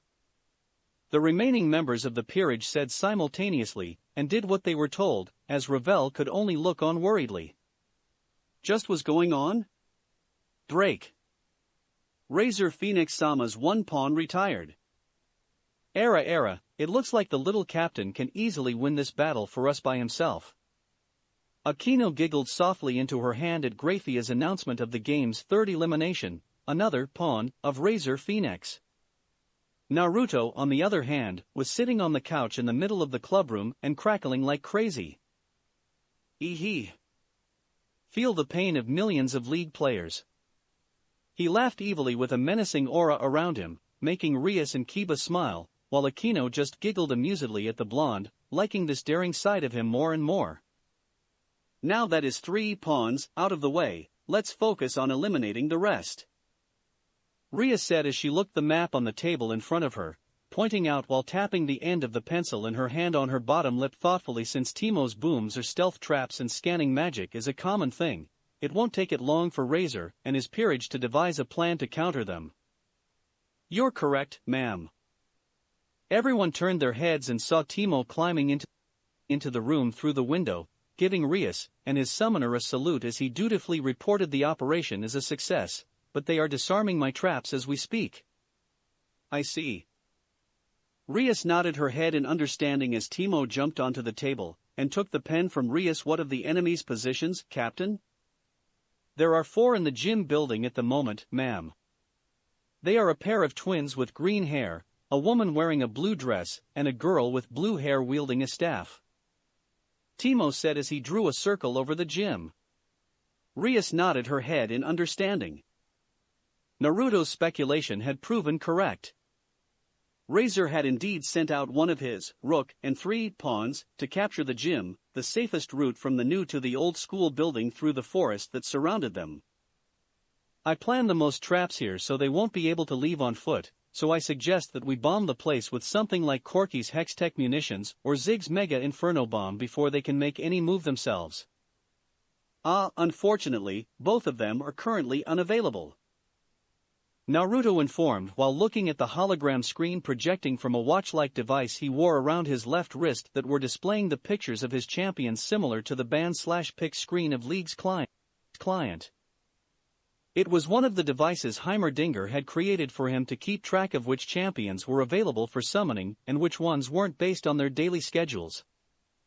Normally, he could just form a telepathic link with his champion and ask them if he could summon them, but the device made it a lot easier and allowed him to not take the risk of accidentally drawing on their powers and ending up with an incident like how it had been with Evelyn. Currently, there were about 72 champions that he could summon, and that should be more than enough. The unavailable ones, who had their photos darkened similar to a banned champion in a ranked game however, were champions that were either participating in a match on the fields of justice like the Summoner's Rift, having something important to do, or simply the ones Heimerdinger and the Institute of War had no further information on. Since most of those champions were residents of the Shadow Isles and the Void, even if he could, Naruto would never bother summoning them, since most of them were the very definitions of evil, those that Yumi had warned him about. "I am sure that we can take care of them, Captain," Rias told the Yordle, who nodded his head in understanding before showing everyone where he had armed his traps on the maps before moving on with the rest of Razor's peerage and their current whereabouts, showing them the areas where he had forced them into with his traps. Only Razor and his sister were the ones he had no information on, but it was not that hard to guess that the enemy, King, himself was currently staying at the headquarters of his territory. "That's everything," Timo said as he handed Rias back her pencil, and she thanked him. "I have done all that I can as a scout. The rest is up to you. Good luck." Timo gave them one last salute before leaving, returning to Runeterra inside Naruto's sacred gear. "Alright, it is our turn now," Rias announced as she stood up, looking at the former nun. "Asia, you will stay here with me. Because you are the healer of our group, and we cannot risk weakening Naruto further by having him summon more healer champions, you must absolutely not be taken out." "Why yes, Bucho-san." Asia also responded energetically, despite feeling extremely nervous. "Yumi, you stay here with them." Naruto turned to Yumi, who he had summoned after Timo. The two of them had decided that Asia would need some backline protections, because Rias would not be able to fight and protect her at the same time if their territory was invaded by the enemies. The blonde was confident in Yumi's abilities to protect and blast away anyone who tried to get close to the two of them. "Protect Bucho and Asia at all cost, got it? You have my word, Naruto, and Books too," the magical cat said confidently as she and Book floated over to Asia and attached to her. "You and me, we got this." "Yes." Asia nodded, smiling brightly at Yumi. "The rest of you, follow the plans as we have discussed." Rias then continued strongly as she looked at her servant, a proud smile on her face as she held out her hand and declared loudly, "It's time for us to make our moves. Our enemy is Razor, who is said to be a genius from the immortal House of Phoenix with a promised career. Now then, let's show them even immortality can be crushed." Before the black-haired queen could leave, Naruto walked up to her and spoke to her in private for a minute. "Please be careful, Naruto," Rias said to the blonde as he prepared to leave, getting his gears ready as her eyes shimmered with a mixture of worry, concern and faith. "Good luck." Shaking off the feeling of unease, Rias smiled at the blonde. She knew that he would do well on the battlefield. If there was something she had learnt about the blonde since the day he became her servant, was that he never gave up and would tirelessly fight for something that he believed in. "Thank you, Bucho." He flashed Rias a grin before leaving the clubroom with Akino and the others, but he could still hear Asia and Yumi cheering for him from behind, bringing another smile to his face as he left the old school building. Once they had left the place, they split up into 3 groups, with Naruto and Kaneko going toward the gym together. Kiba would head to the soccer field, a wide area that Rias had deduced to be occupied by one of the 2 Knights of Razor. Akino, on the other hand, would assist anywhere that needed her help while making sure that no enemy would sneak past the perimeter they had set up around the old school building. With Naruto fighting on the front line, ensuring Rias' safety was her top priority. Moving carefully to avoid Teimo's traps, Naruto and Kaneko entered the gym through the back door of the gym building. Acknowledging that the enemies were now on high alert after the eliminations at the hand of Teimo, both Naruto and Kaneko went in as boldly as possible. "We know you are there, servants of Gremory." Naruto had run through a background check on Razor's peerage with Rias, so he knew that the ones waiting for him were Shuelon, Alanel and Mira, with the buxom young woman wearing the blue Chinese dress was a rook, while the rest were pawns. "Very brave of you to show up here with just 2 people," Shuelon said with a confident smile as she looked at their opponents. Ravel had told her to be extra careful with Naruto Uzumaki, as she had the feeling that he was the one who orchestrated the eliminations of the first 3 members of their peerage, so it was decided that she would be the one to deal with him. "Surrender now when you still have the chance." With that said, the rook took a kung fu fighting stance. Beside her, Mira did the same, but with her staff, looking firmly at Naruto, who had defeated her just a few days ago. Alanel pulled a pair of chainsaws from their bags and activated them, emitting a loud vroom before the 2 girls started waving the identical devices around dangerously. "Kaneko, I will take care of the 2 kung fu masters. You handle the twins," Naruto said as he summoned Set's battle bracers. Kaneko nodded her head as she readjusted her gloves. "Be careful, Saito-senpai. Power-wise, that rook is on par with a queen." "Oi, I'm silver now." "Still doesn't change the fact that you are stuck in bronze for 11 years, senpai," the white-haired girl blankly answered, though she had an amused smile on her face. Outside the battlefield, at the Real Kuo Academy, Sona Citri was sitting with the vice president of the Occult Research Club Tsubaki and their secretary, Momo Hanakai, watching the rating game battle with a TV on the wall. Like those who had been watching the battle from the start, they were as shocked and as confused as Razor's peerage for the early eliminations of his 3 pawns, but like Ravel, Sona had a feeling that it was Naruto who was behind the events, as his power was the only mystery left in Rias' peerage. How did he do that? Sona had no idea, but she had a feeling that he would show them very soon. "Come on, Naruto-kun," Momo said as she openly rooted for the blonde. "You can do this." "So his power is to conjure weapons?" Tsubaki deducted, looking at the metal, red and gold combat bracers that appeared on his arms. "I don't think it is quite that simple," Sona stated in a calm tone. His demonic power alone was ridiculous for a recently reincarnated devil, so she knew that his power wasn't going to be that simple. Back to the replicated gym, Alanel went in to attack Naruto, deeming him the greatest threat to their master's victory, but Kaneko had fully anticipated them, and grabbed their wrists to throw them to the side before charging after them, leaving Naruto to stand facing Shuelon and Mira. "I'm gonna defeat you right here, pawn of Rias Gremory. Prepare yourself," Mira said and then ignited her staff, lighting the whole thing on fire before charging at Naruto, who took a kung fu stance similar to the one Shuelon was. However, the moment Mira leaped into the air and swung her staff down at his head, the blonde dropped the stance and casually swung his fist, snapping the blue-haired girl's weapon in half with the tremendous strength behind his punch before following up with a left hook into her stomach, sending her flying across the room and crashing into the wall of the building, leaving a giant crater with her in the middle. Razor Phoenix Sama's 1 pawn retired. Grafia announced the elimination of Mira even before the unconscious girl could even land on the ground, disappearing from the battlefield in a flash.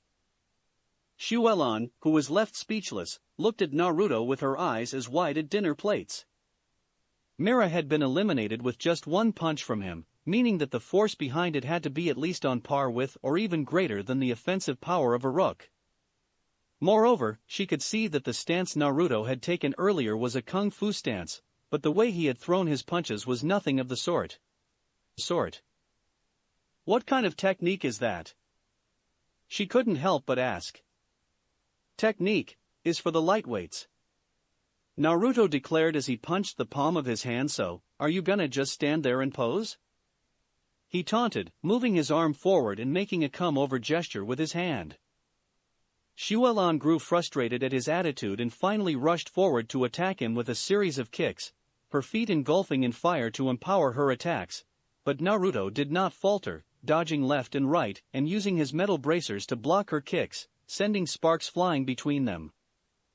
The blonde then threw his punch back, but Xuelan swiftly dodged by leaping into the air, putting her hands on the back of his hand and then twisting her body around to kick him in the head with her legs outstretched. Having fully anticipated this, the blonde right his other hand up to dodge, before forcing her back with a throw. "My turn," he said, and even before Xuelan's feet could touch the floor of the gym, Naruto had stood right in front of her, using the speed of the Wuju style taught to him by Master Yi, and threw his fist into Xuelan's stomach. The girl used both of her hands to block it, but even with the strength of a rook, she was still pushed back across the gym. The metal bracer on his left hand shone and was then replaced by Ezreal's gauntlet of Nezuko as Naruto chased after her and turned his body around to perform a roundhouse kick once he was close enough, but Xuelan quickly recovered and looked at him to see an opening for her to strike him down. "You're wide open," Xuelan shouted and shot her leg up to kick him in the back, but using the ability Arcane Shift of the gauntlet, Naruto disappeared in a spark of yellow and teleported himself behind Xuelan just as he finished his roundhouse kick, launching her across the room before activating the gauntlet, generating an blue energy bow that he then used to fire a barrage of golden energy at Xuelan as she crashed into the wall, which then exploded and collapsed upon her. Razor Phoenix Sama's one rook retired, Graphia announced as Xuelan was flashed away before the rocks and debris could bury her completely alive, leaving the spectators of the match gaping in shock at the display of strength and skills. However, what shocked them the most was the abilities that he had used, and the weapons he had summoned. "Nice insect, Saito-senpai," Kaneko commented as she punched Nell on the back of her head, eliminating her from the game along with her twin sister.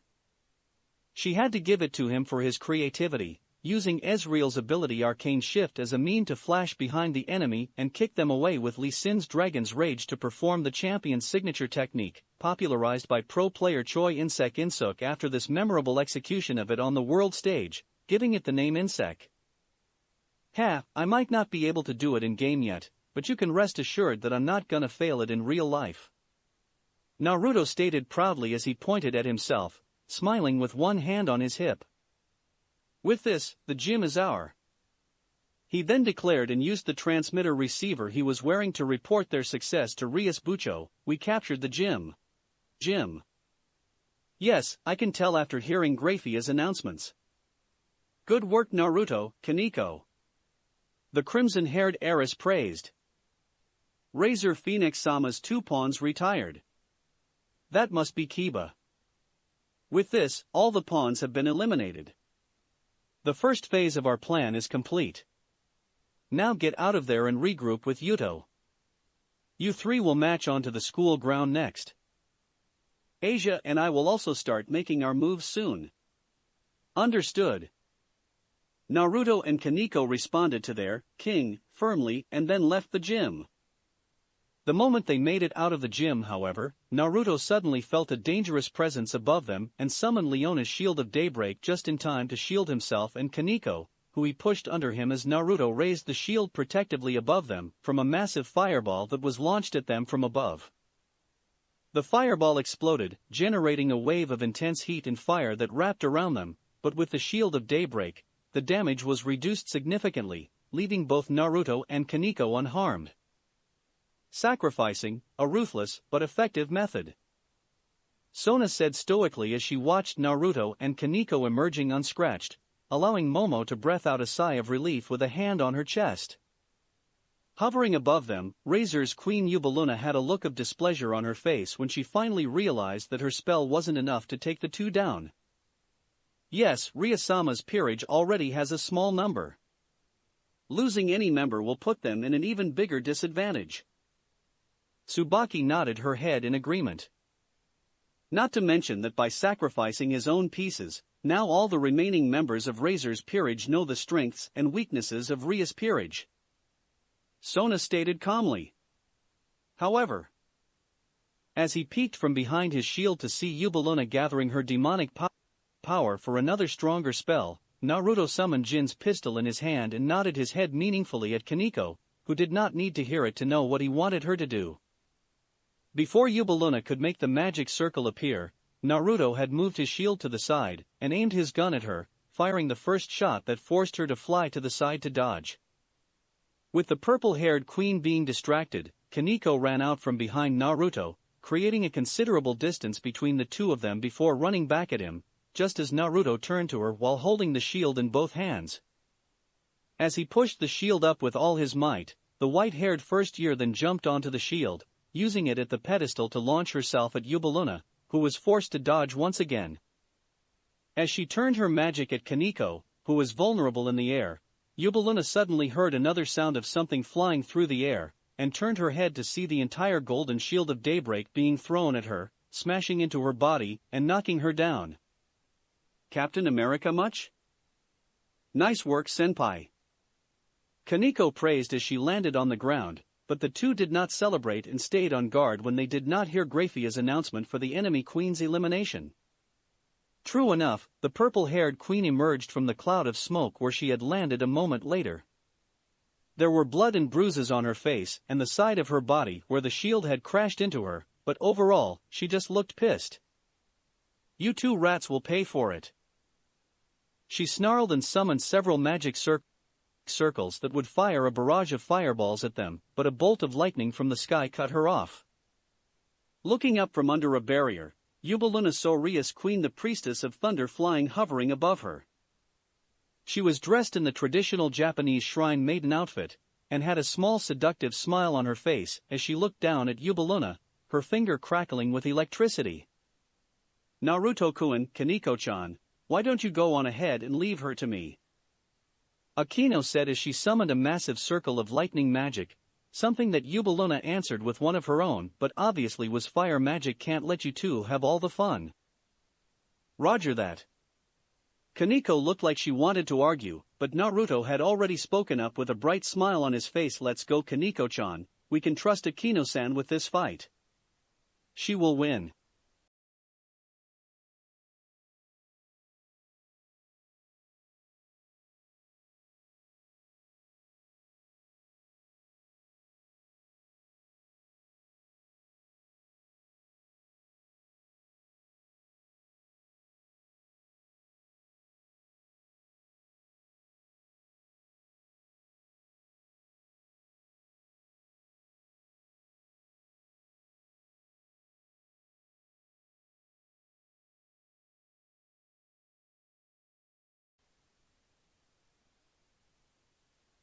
He then shot the sadistic Nadeshiko a wink, making her beam at him in response.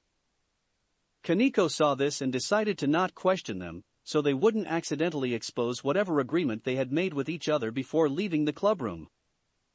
After that, Naruto and Kaneko left the area and headed to the school ground where Kiba would be waiting for me. Yubaluna tried to stop them, but Akino stopped her with another blast of lightning before violent roars of lightning and fire explosions echoed throughout the entire academy as the two queens engaged each other in a fierce battle of magic.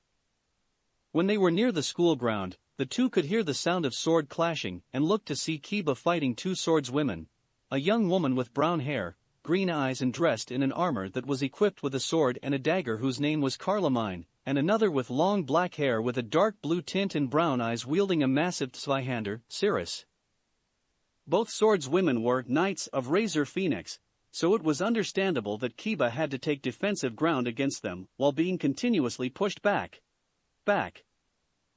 Naruto watched as Kiba simultaneously blocked and countered the two swordswomen at the same time before he wasted no time to go in with his own sword, Yon's one and single Azakana blade, unleashing a wave of demonic power that forced both opponents back.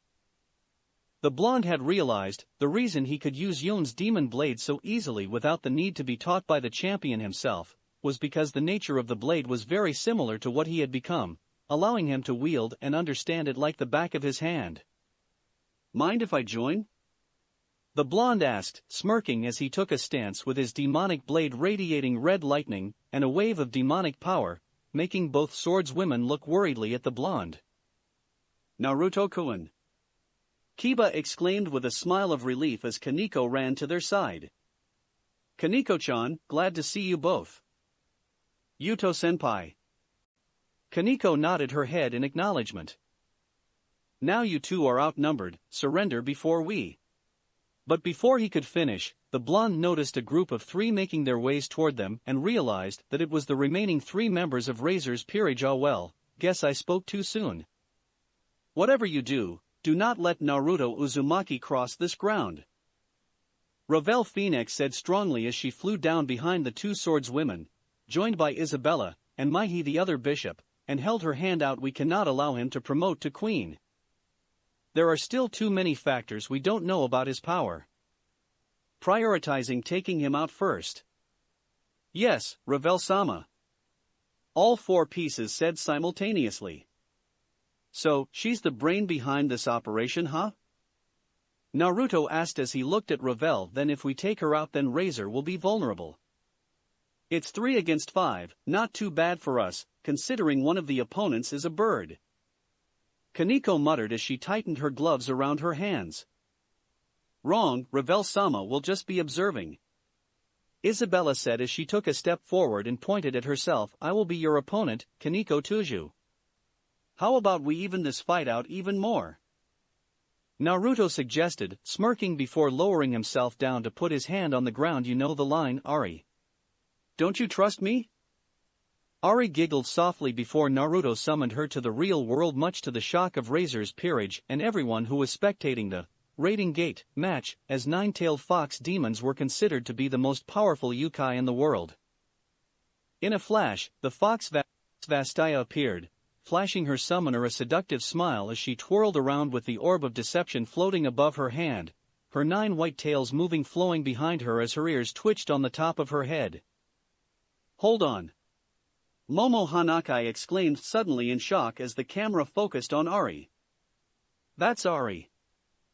The 9-tailed fox champion from the game Naruto-kun is addicted to. What? Sona asked, confused. Momo then hurriedly took out her laptop from her bag and turned it on to open the League client as Sona and Tsubaki moved to stand behind her. It's called League of Legends. Naruto-kun has been skipping school to play this game. Momo, why do you have that game in your personal laptop? Tsubaki asked, raising an eyebrow as they waited for the game to boot up. I thought you're not interested in video games. Ah. I have been doing some research, that's all. Momo stammered the excuse, her cheeks dusting pink. Anyway, here's Ari. She then clicked on her champions collection and showed the Citri heiress and her queen the splashed art of Ari, the 9-tailed fox, holding her orbs with her tails flowing around her. It was the exact same woman Naruto had summoned to the battlefield. Then she suddenly remembered. Momo, does this game have a character that is a cat riding on a flying book? She asked, recalling the cat she had seen floating around in the ORC's clubroom a few days earlier when she came to talk to Rias about Hayato Issei. Yes, I think this is her, Yumi the magical cat. As Momo scrolled down to show the feline champion to the 2, Sona caught sight of a demonic-looking champion holding the same red blade Naruto was. Razor Phoenix-sama's first 2 pawns were all eliminated by poison traps. Could it be that? Momo gave a thoughtful expression before she searched for it on Google. True enough, the results showed a champion called Teemo, the Swift Scout, whose ultimate was the ability to set up and arm stealth traps in the forms of poisonous mushroom-shaped bombs. Incredible! Sona uttered in amazement as she read the description of the Swift Scout before Momo moved back to Ari, the fox Vastaya, who was standing with her summoner while bouncing the orb of deception around like a basketball with her tails. It wasn't long before the 4-on-4 fight started, with Naruto taking on Cirrus, Kiba clashing swords with Carmine, while Kaneko engaged Isabella in a fierce hand-to-hand, blow-to-blow exchange of close-ranged combat, and Ari met Maihi's wave of magic head-on with the graces and movements of a skilled acrobat, a playful smile on her face as she casually exchanged words with her summoner, who fought Cirrus Zweihander powerful blows with swift strikes of his Azakana blade. Break! Akino cursed quietly under her breath, even though she wasn't the type who was inclined to swearing. as she met Yubaluna's barrage of explosive balls with high-tier lightning magic attacks, creating explosions around them that sent the trees scattering and the ground to be blown up. The battle between them had gone on for way longer than she had expected, and the Yamato Nadeshiko was more than ready to end it. There was no doubt in her mind about who was the better fighter between her and Razor's Queen.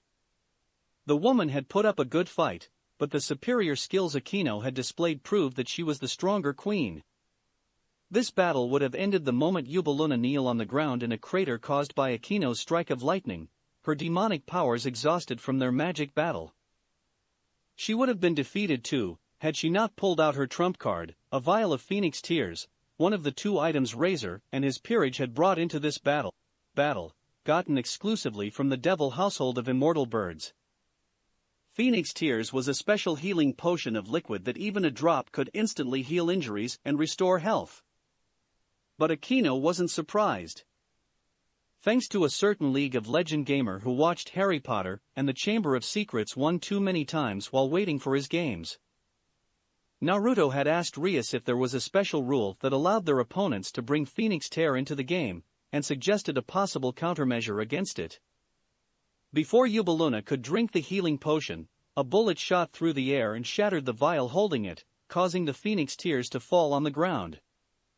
Yubaluna could only watch in shock before she was forced to jump back when a bolt of lightning shot down in front of her, destroying that part of the ground much to her shock and horror.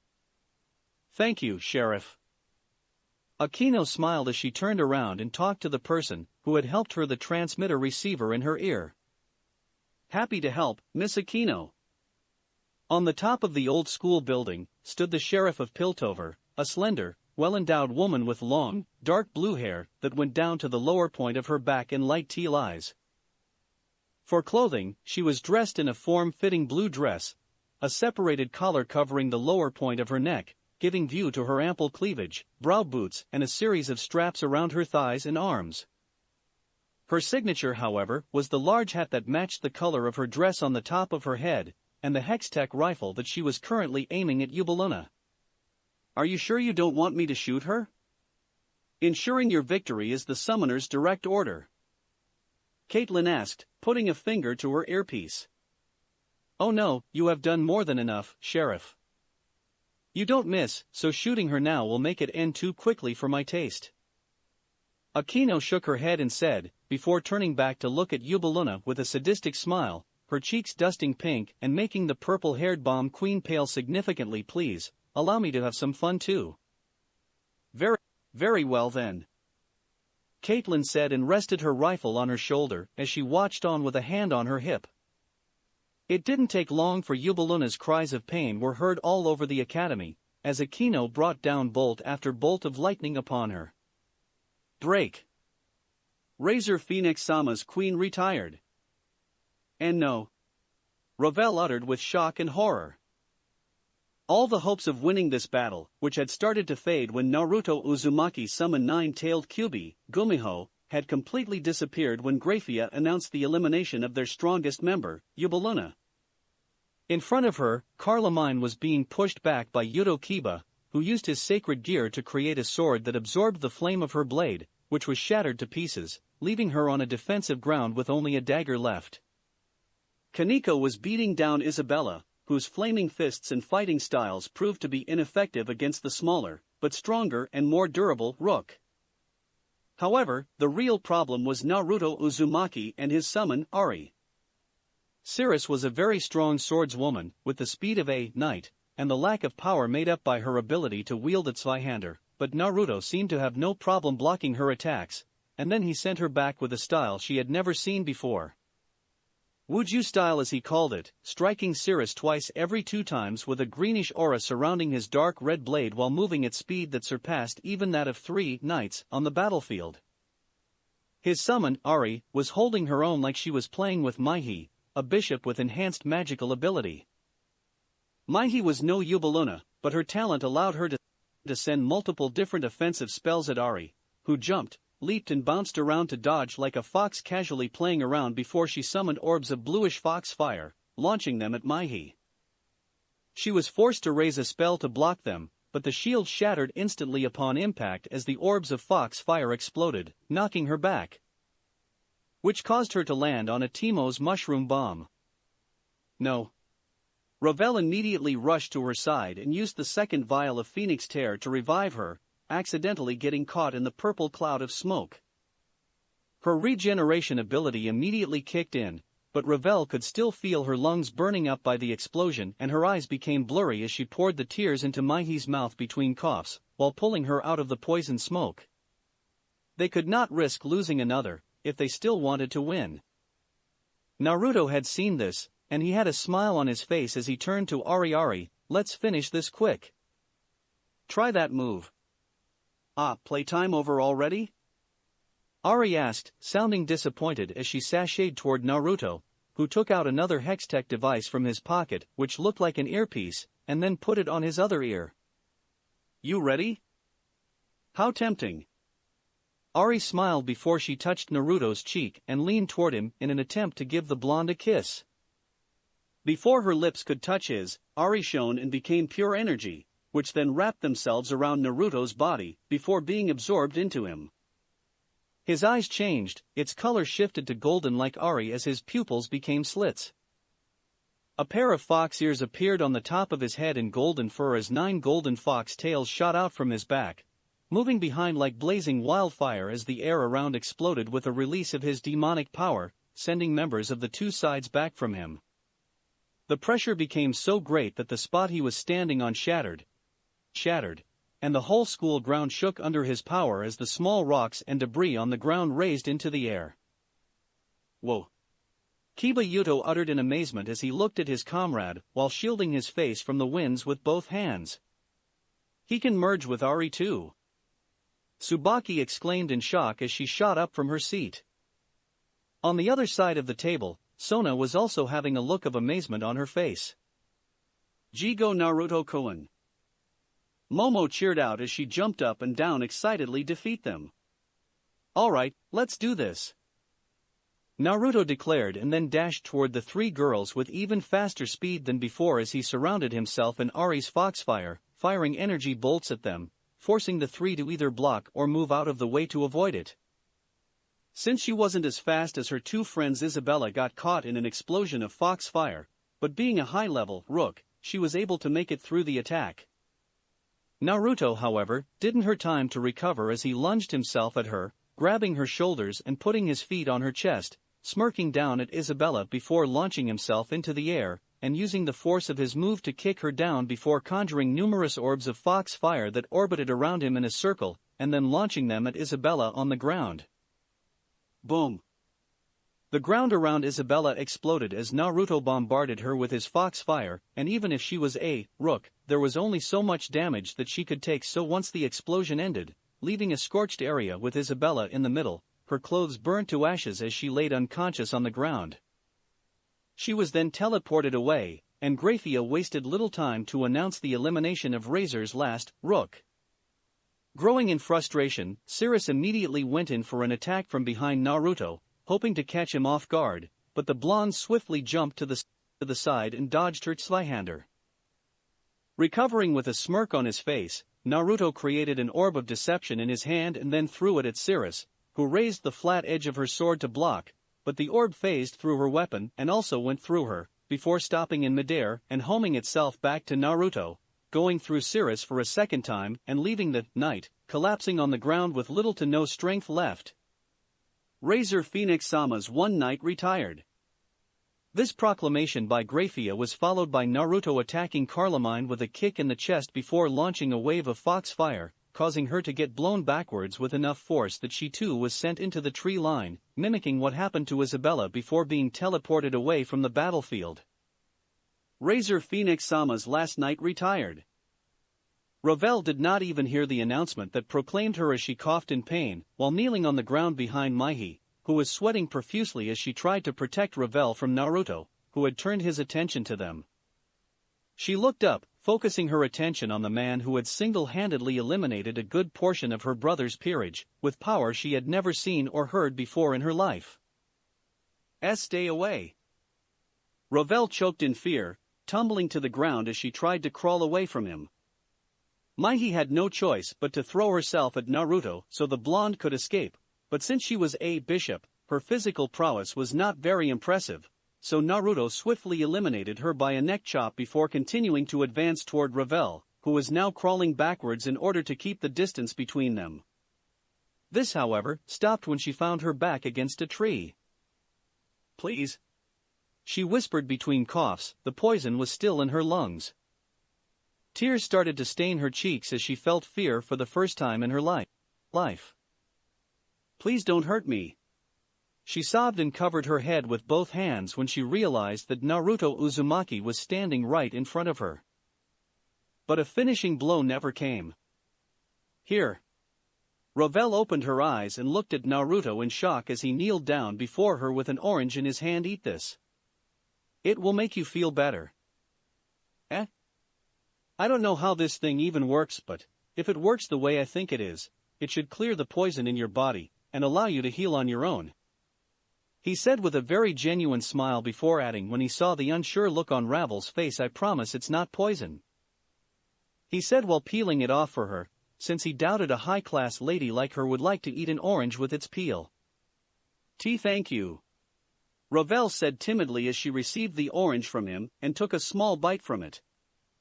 Instantly, she didn't feel the pain in her lungs anymore, and her regeneration ability didn't take that much time to kick her back to full strength. It's delicious. Glad you like it," Naruto said and then stood up, his tails moving behind him as he started making his way back to Kaneko and Kiba, who had been grouped by Akino. "Wait." Ravel cried out, making him stop. "Why didn't you eliminate me?" "Should I?" Naruto asked as he tilted his head to the side in mild confusion. "I could tell from the ways the other girls tried to protect you, you were not supposed to get hurt in this battle. Must be a direct order from your parents. Plus, you seem to have given up, so I have no more reason to attack you. Unless, of course, you suddenly give one." He then turned around and grinned at her. "So be a good girl and stay here. Don't interfere with our fight against your brother, and I promise nothing will come to harm to you." I. Ravel stammered as she got on her knees. Slowly, a blush began to form on her fair cheeks as she looked at the young man who had defeated her brother's servants today. "You're too kind, Saito-senpai," Kaneko said with a cute pout as she crossed her arms on her chest. "You should have eliminated that stupid bird from this battle." Now, don't be so cold, Kaneko-chan." Naruto laughed before he forced himself to dodge out of instinct when Akino suddenly leaned toward him and touched his fox ears. "What are you doing, Akino-senpai?" "I am just testing to see if they are real or just cosmetic accessories." The bustinade Ishiko leaned back as she giggled softly into her hand. "The ears and tails suit you well, Naruto-kun." Thanks, I guess." Naruto chuckled unsurely. "What is that you are wearing on your left ear, senpai?" Kaneko asked, noticing the device that wasn't quite the transmitter receiver they were all wearing. It's Professor Heimerdinger's invention," the blonde explained as he pointed at the earpiece. "It protects my mind from being influenced by my champion's power, in this case, Ari's power, when I merge with her and use our combined strength. Of course, Ari would not try to control him like Evelyn had tried to do, but Heimerdinger had deducted that her power could still influence him one way or another because this power of his sacred gear literally allowed him to merge with his champions, giving him access to the knowledge of their powers and abilities, something that he had realized after being influenced by Evelyn and being able to use her powers for a brief moment. A secondary device was a must in order for him to stay as himself. Ari wasn't one of those evil champions in any way, but he wouldn't want to start behaving like her or even talking like her. "But you gotta admit that it doesn't sound so bad, is it?" "Shut up, you lustful vixen," the blonde said to her with the telepathic link between them, making Ari break out in a fit of giggle. "It seems you never cease to amaze us, Naruto-kun. I guess you do have a reason to be so addicted to League." Still with a smile on her face, Akino informed the group, "Rias and Asia have already gone on ahead to face Razor. We should go join them now. It's time to take down their king." And with that, the Occult Research Club headed into the new school building and quickly made their way to the rooftop, where Rias was engaging Razor in a battle of their signature demonic powers. Break. Rias winced as she used her own power of destruction to shield herself from another wave of hellfire unleashed at her by Razor. Fire licked at the wave of her dark red demonic power that was shaped in the form of a barrier with the Gremory family crest in its center. Even though the attack was entirely cancelled out in the end, Rias could still feel the heat coming from it. It was intense enough to leave her clothes burnt at several places even though she had blocked the whole of it. Bucho-san. Asia whispered worriedly as she stood behind Yumi's shield, who was peeking from behind Book, not having the heart to watch the whole fight. Why don't you just give up, Razor? Rias asked as she kept a firm look on her opponent. All of your servants but Ravel have been eliminated, and mine are making their ways here as we speak. Once they arrive, you will have no chance of winning. Surrender now and save yourself from being humiliated more than you already have been. With that declaration, she sent out an orb of destruction at Razor. The attack struck him in the face, destroying a portion of his head. That's where you are wrong, Rias, said Razor confidently as fire erupted along the half of his head that got destroyed. In less than a second, all the muscles, bones and organ had regenerated and the skin reknit itself until it looked like Rias had never attacked him, causing the crimson-haired heiress to growl in frustration. Yes, rating game is just like a chess game. You need to take out the king to win the battle, but if the king's power is vastly superior to yours, sometime it can single-handedly take down the other king, along with their peerage. All that I need to do is eliminate you to win this battle. You can't defeat me, and the same for your servants. Rias clicked her tongue in annoyance. It seemed that Razor's pride and overinflated ego would never allow him to give up this fight willingly. Whatever she was about to say died in her throat when another voice spoke up. Gotta give it to you, Razor. Your voice pisses me off even more than those trolls I met in rank. Naruto Uzumaki spoke up loudly as he kicked down the door of the rooftop and walked out with the rest of Rias' peerage, holding a flaming orb of foxfire in his hand. He then tossed at Razor, who jumped to the side to dodge, but didn't expect it to explode and knock him flat on his face. Naruto! Everyone! Rias exclaimed with a relieved smile as Asia beamed brightly. Seeing him standing before her, having the appearance of the most powerful yokai in the world after merging with Ari with the rest of her servants who she considered to be her own family, at his side made her feel like the world had been lifted off her shoulders. Whoa!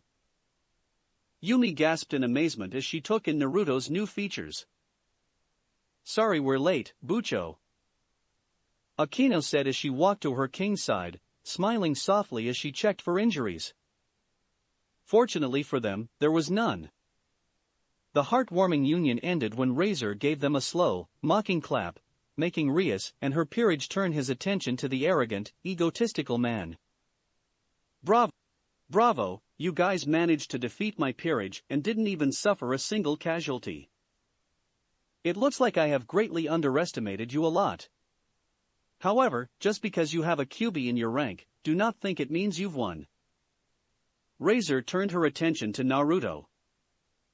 Obviously, the guy hadn't paid any attention to the battle. Compared to me, my peerage is weak. Compared to the fire of a phoenix, the fire of a kitsune yokai is weak. I can take all of you on by myself. Even if all of you here are in perfect shape, you would still lose. Has anyone ever told you that you talk too much, Razor? Naruto narrowed his eyes and glared at Razor. Last chance, give up now, and save yourself the humiliation of having your precious flame put out, and your body crushed beyond repair, he said, stepping forward with a radiant aura around him. Razor looked almost amused by the statement. This is perfect. Razor scoffed. To think Rias has acquired a QB within her rank, I have to give it to her, but if I defeat you here, then Rias will finally see our union will bring forth the strongest of children and accept our marriage. See, that is the problem with this whole situation, Razor. You don't care for her. All that you care about is that little ego that you shoved up your own fucking asshole a long time ago. Naruto said darkly, in a tone that sent chills down everyone's spine. Someone like you doesn't deserve my master, which is the reason why I will defeat you here and give her the chance to freely acknowledge the one she wants to be with. Bucho, allow me to 1v1 this asshole. Rias was surprised by Naruto's request, but the confidence and strength in his tone was something that put her at ease. At that moment she realized that he could win very well, but do not get hurt or I will spank you. Yumi, protect everyone. This is about to get from 1 to 100 really quick. The blonde said and took a look at the watch on his wrist, and smiled when he saw the champion. He wished to summon available Ari. I need you to separate from me. In order for the combination to work, the two of them had to come to agreement on every action and decision, or else it wouldn't work, and he would not be able to use Ari's powers. Very well. Good luck, Naruto. I will be watching with the big-headed Yordle. With that, Ari's energy left him, making the fox features on his head and behind his back disappear. Razor just looked at the other blonde in confusion, which was shared by the spectators who had been watching the match from the beginning. They all held their breaths and waited for the blonde to show them something even greater. Fortunately for them, Naruto intended to do so. I'm gonna show you, Razor, that you and that little flickering flame of you are nothing against the power of a true phoenix. Naruto said as he formed a telepathic link with the champion. Please come to me, I need your help. 1,000 lives will I give for you, young summoner. Thank you, Anivia. Let's soar. Champion and summoner declared, and the temperature within the rating game arena dropped, so much that ice began to form as the wind picked up and became a snowstorm. Even Razor started shivering at the chilling cold, even though he had his wings of fire out. Then, from the snowstorm she began to take shape. First was her head and her body, taking on an appearance like that of a hawk, but she was covered entirely in spikes of ice. Then it was her wings that were also made of ice, so large they casted a shadow over the entire academy as the gigantic cryo-phoenix let out a loud hoot and took off into the air, blowing everyone but her summoner back. A phoenix. On the school ground, Ravel looked up in shock and amazement. Astonishment filled her eyes as she gazed at the mighty form of Anivia, a phoenix made of ice. Otosama, Ka-sama, everyone, are you seeing this?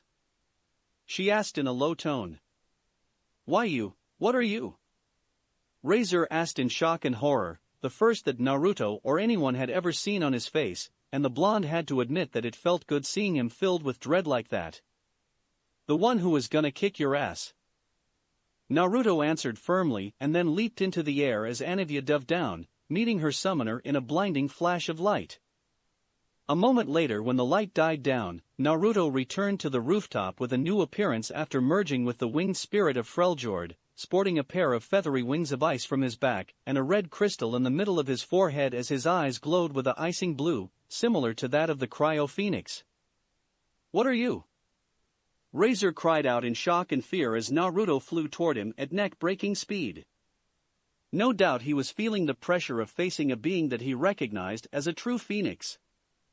Naruto gave a small smirk at that as he threw his fist into his stomach and caused ice spikes to form from it, penetrating the other blonde from the inside. Not so confident now, aren't you, Razor? Naruto chuckled as he yanked his hand back, tearing Razor's stomach apart, feeling a little scared? Scared? Perhaps I should have let Anivia face you herself, instead of merging with her and using her power? Razor glared murderously at him as his stomach healed up, but if anything, it made this moment all the sweeter. If he was to compare it to the moment of League, then it would be something akin to reporting a toxic player for trolling and non-stop flaming, and then woke up the morning later and saw a riot's feedback report saying that his report had been verified and a penalty had been issued. Razor growled in anger, finding his courage back. Shut your fucking mouth, you lowborn shit. He said, and then unleashed a wave of fire at Naruto at point-blank range, but Naruto merely wrapped his wings around him to protect himself from the flame, at the same time summoning a sphere of ice, Flash Frost, and sent it toward Razor, blasting him off the rooftop of the fake Kuo Academy with good portion of his body being encased in ice. Using his wings to recover in the air, Razor then used his flame to remove the ice from his body, but it did not take it long for him to realize that the ice melted away very slowly, much slower than how he had expected it to. "Here, let me help you," Naruto said as he shot into the air and punched Razor in the face, shattering the ice around his head before flapping his wings, blasting a freezing gust of wind with sharp shards of ice at Razor, impaling into and cutting his body at several places. He then cocked his fist back, gathering a wave of chilling energy into his fist, and threw it at the other blonde's face, shattering his skull and knocking him off balance in the air. Channeling more demonic energy than he had ever been in his life, Razor forced himself to recover, his wounds healing up within a matter of seconds as his body disposed of the ice shards before launching himself at Naruto with a battle cry, his wings increasing tenfold in size. The two forces clashed in midair, one blue, the other yellow, but Razor was the one who was thrown back, coughing a mouthful of blood as Naruto's punch once again came into contact with his face and shattered his skull after breaking his nose. What followed next was a beating like no other as Naruto became a streak of blue light on the sky, leading Razor to cry out in pain as Naruto dashed around and attacked him from every direction, aiming to force the Phoenix's regeneration ability to its limit. Soon enough, Razor's body began to give out on him from the amount of demonic power he had expended to heal his injuries, but he could do nothing but receive even more of it. W8. Diving down with his hand grabbing Razor's shirt, Naruto smashed him through all 3 floors of the school building, before condensing the moisture in the air and creating a wall of ice in the hall, which he then kicked Razor into as he turned around and released the Phoenix in midair. Before he could even recover, the blonde had summoned Jin's the Whisper, in its full sniper rifle form and fired it after Razor, landing all 4 shots with flawless accuracy and blasting his left arm, his right thigh, the left side of his chest, and a section of his face apart, leaving him whimper on the ground in a pool of his own blood before his regeneration kicked in and started healing him, albeit with a much slower rate than before. Realizing that Razor was at his limit, Naruto summoned a glacial storm around the school ground where Razor was, forcing the Phoenix to crawl desperately away to avoid the falling ice spikes and hail, but so many of them still impaled through his body and pinned him down. The moment he was able to summon his flaming wings and protect himself from the storm, Naruto was upon him, grabbing him by the back of his head and lifting him up to knee him hard in the stomach, causing him to double over before Naruto smashed him back down as he took off into the air. "Have enough?" Naruto asked firmly as his wings of ice flapped behind him, gazing down at Razor's pathetic form as the blonde tried to crawl to his feet, a hateful look on his face when he spat out a glob of blood. His hair had lost its sleekness, and his fine outfit utterly ruined. "Scumbag little shit, who do you think you fucking are?" Razor glared hatefully as he got up on his feet and gathered what little demonic power he had left into a gigantic fireball. "Just because you can summon a fake-ass Phoenix, doesn't mean that you can act all high and mighty in front of me, a true Phoenix. You think I am scared of you, a little human trash who doesn't even know what this marriage can bring to us high-class devil? To be frank, I don't care. I am still new to this whole thing after all," Naruto said as he closed his eyes and floated back until he was right above the new school building, the enemy's territory. "But I must admit that you are right about one thing. I'm not the one who you're supposed to be afraid of. Promotion. Queen." With that declaration, everyone expected to see an explosion of magic power as Naruto promoted himself to the strongest piece of the game. But there was nothing, not even a sound. "Ahaha. You failed, you." Razor broke out in mocking laughter and prepared to throw the ball of fire at Naruto, aiming to finish him off with it. But before he could do that, the third son of the Phoenix Devil household was forced to jump to the side to dodge a shooting star-like projectile that was fired at him from the starry sky. "Hold on a second." Even Sirzex Lucifer, one of the 4 male leaders of the Devil faction, had to stand up from his seat with a look of bewilderment on his face, having realized the change the moment Naruto finished promoting himself to Queen. It was common knowledge that the game field was where all raiding game matches took place, and was located inside a section of the dimensional gap, making the artificial sky a mix of iridescent colors. However, what he was seeing now was a dark sky full of stars, constellations and galaxies, one that would not be seen that easily in a normal night sky. Could this be? Rias gasped in shock as she covered her mouth in slight fear and astonishment. How adorable! There was a deep, rumbling and booming voice as the shooting star shot up in the sky, dashing across the night sky for a few more seconds before disappearing. It was at that moment, the whole sky itself began to shift. No matter what world, no matter what galaxy, no matter what species, there will always be those who think of themselves higher than others.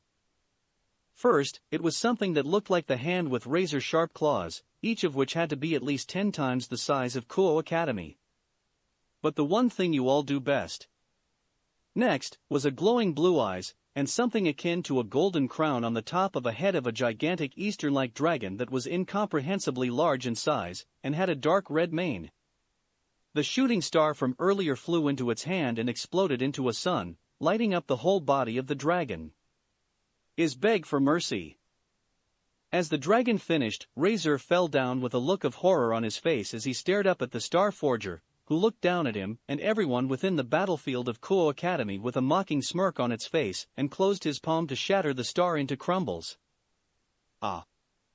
At that, Razor let out a scream of fear and terror before he passed out. It was then Naruto allowed the Aurelian soul to disappear, while trying to catch his breath, sweating profusely as he landed on the ground, but then fell on his hands and knees. It was quite fortunate that Razor had passed out with just that, as he could not maintain the Star Forger for any more than a few seconds without exhausting all of his demonic power. It was all thanks to Heimerdinger and his calculations that he knew he had just enough demonic power after promoting to Queen to call forth one of the most powerful champions of League of Legends, lore-wise, for a short duration to scare Razor and break his will. CC combatant Razor Phoenix has retired. The victor is Rias Gremory. Heh. Hearing Graphia's announcement, Naruto smirked as he turned around and looked at Rias, who flew toward him with tears of happiness in her eyes. GG, easy as. But before he could finish, his eyes rolled into the back of his head, and he fell down, passing out just before Rias could catch him. That's it for this reading. Hit like and subscribe for a free ticket pass going to the different worlds of anime fanfictions. Looking forward to having you on board again.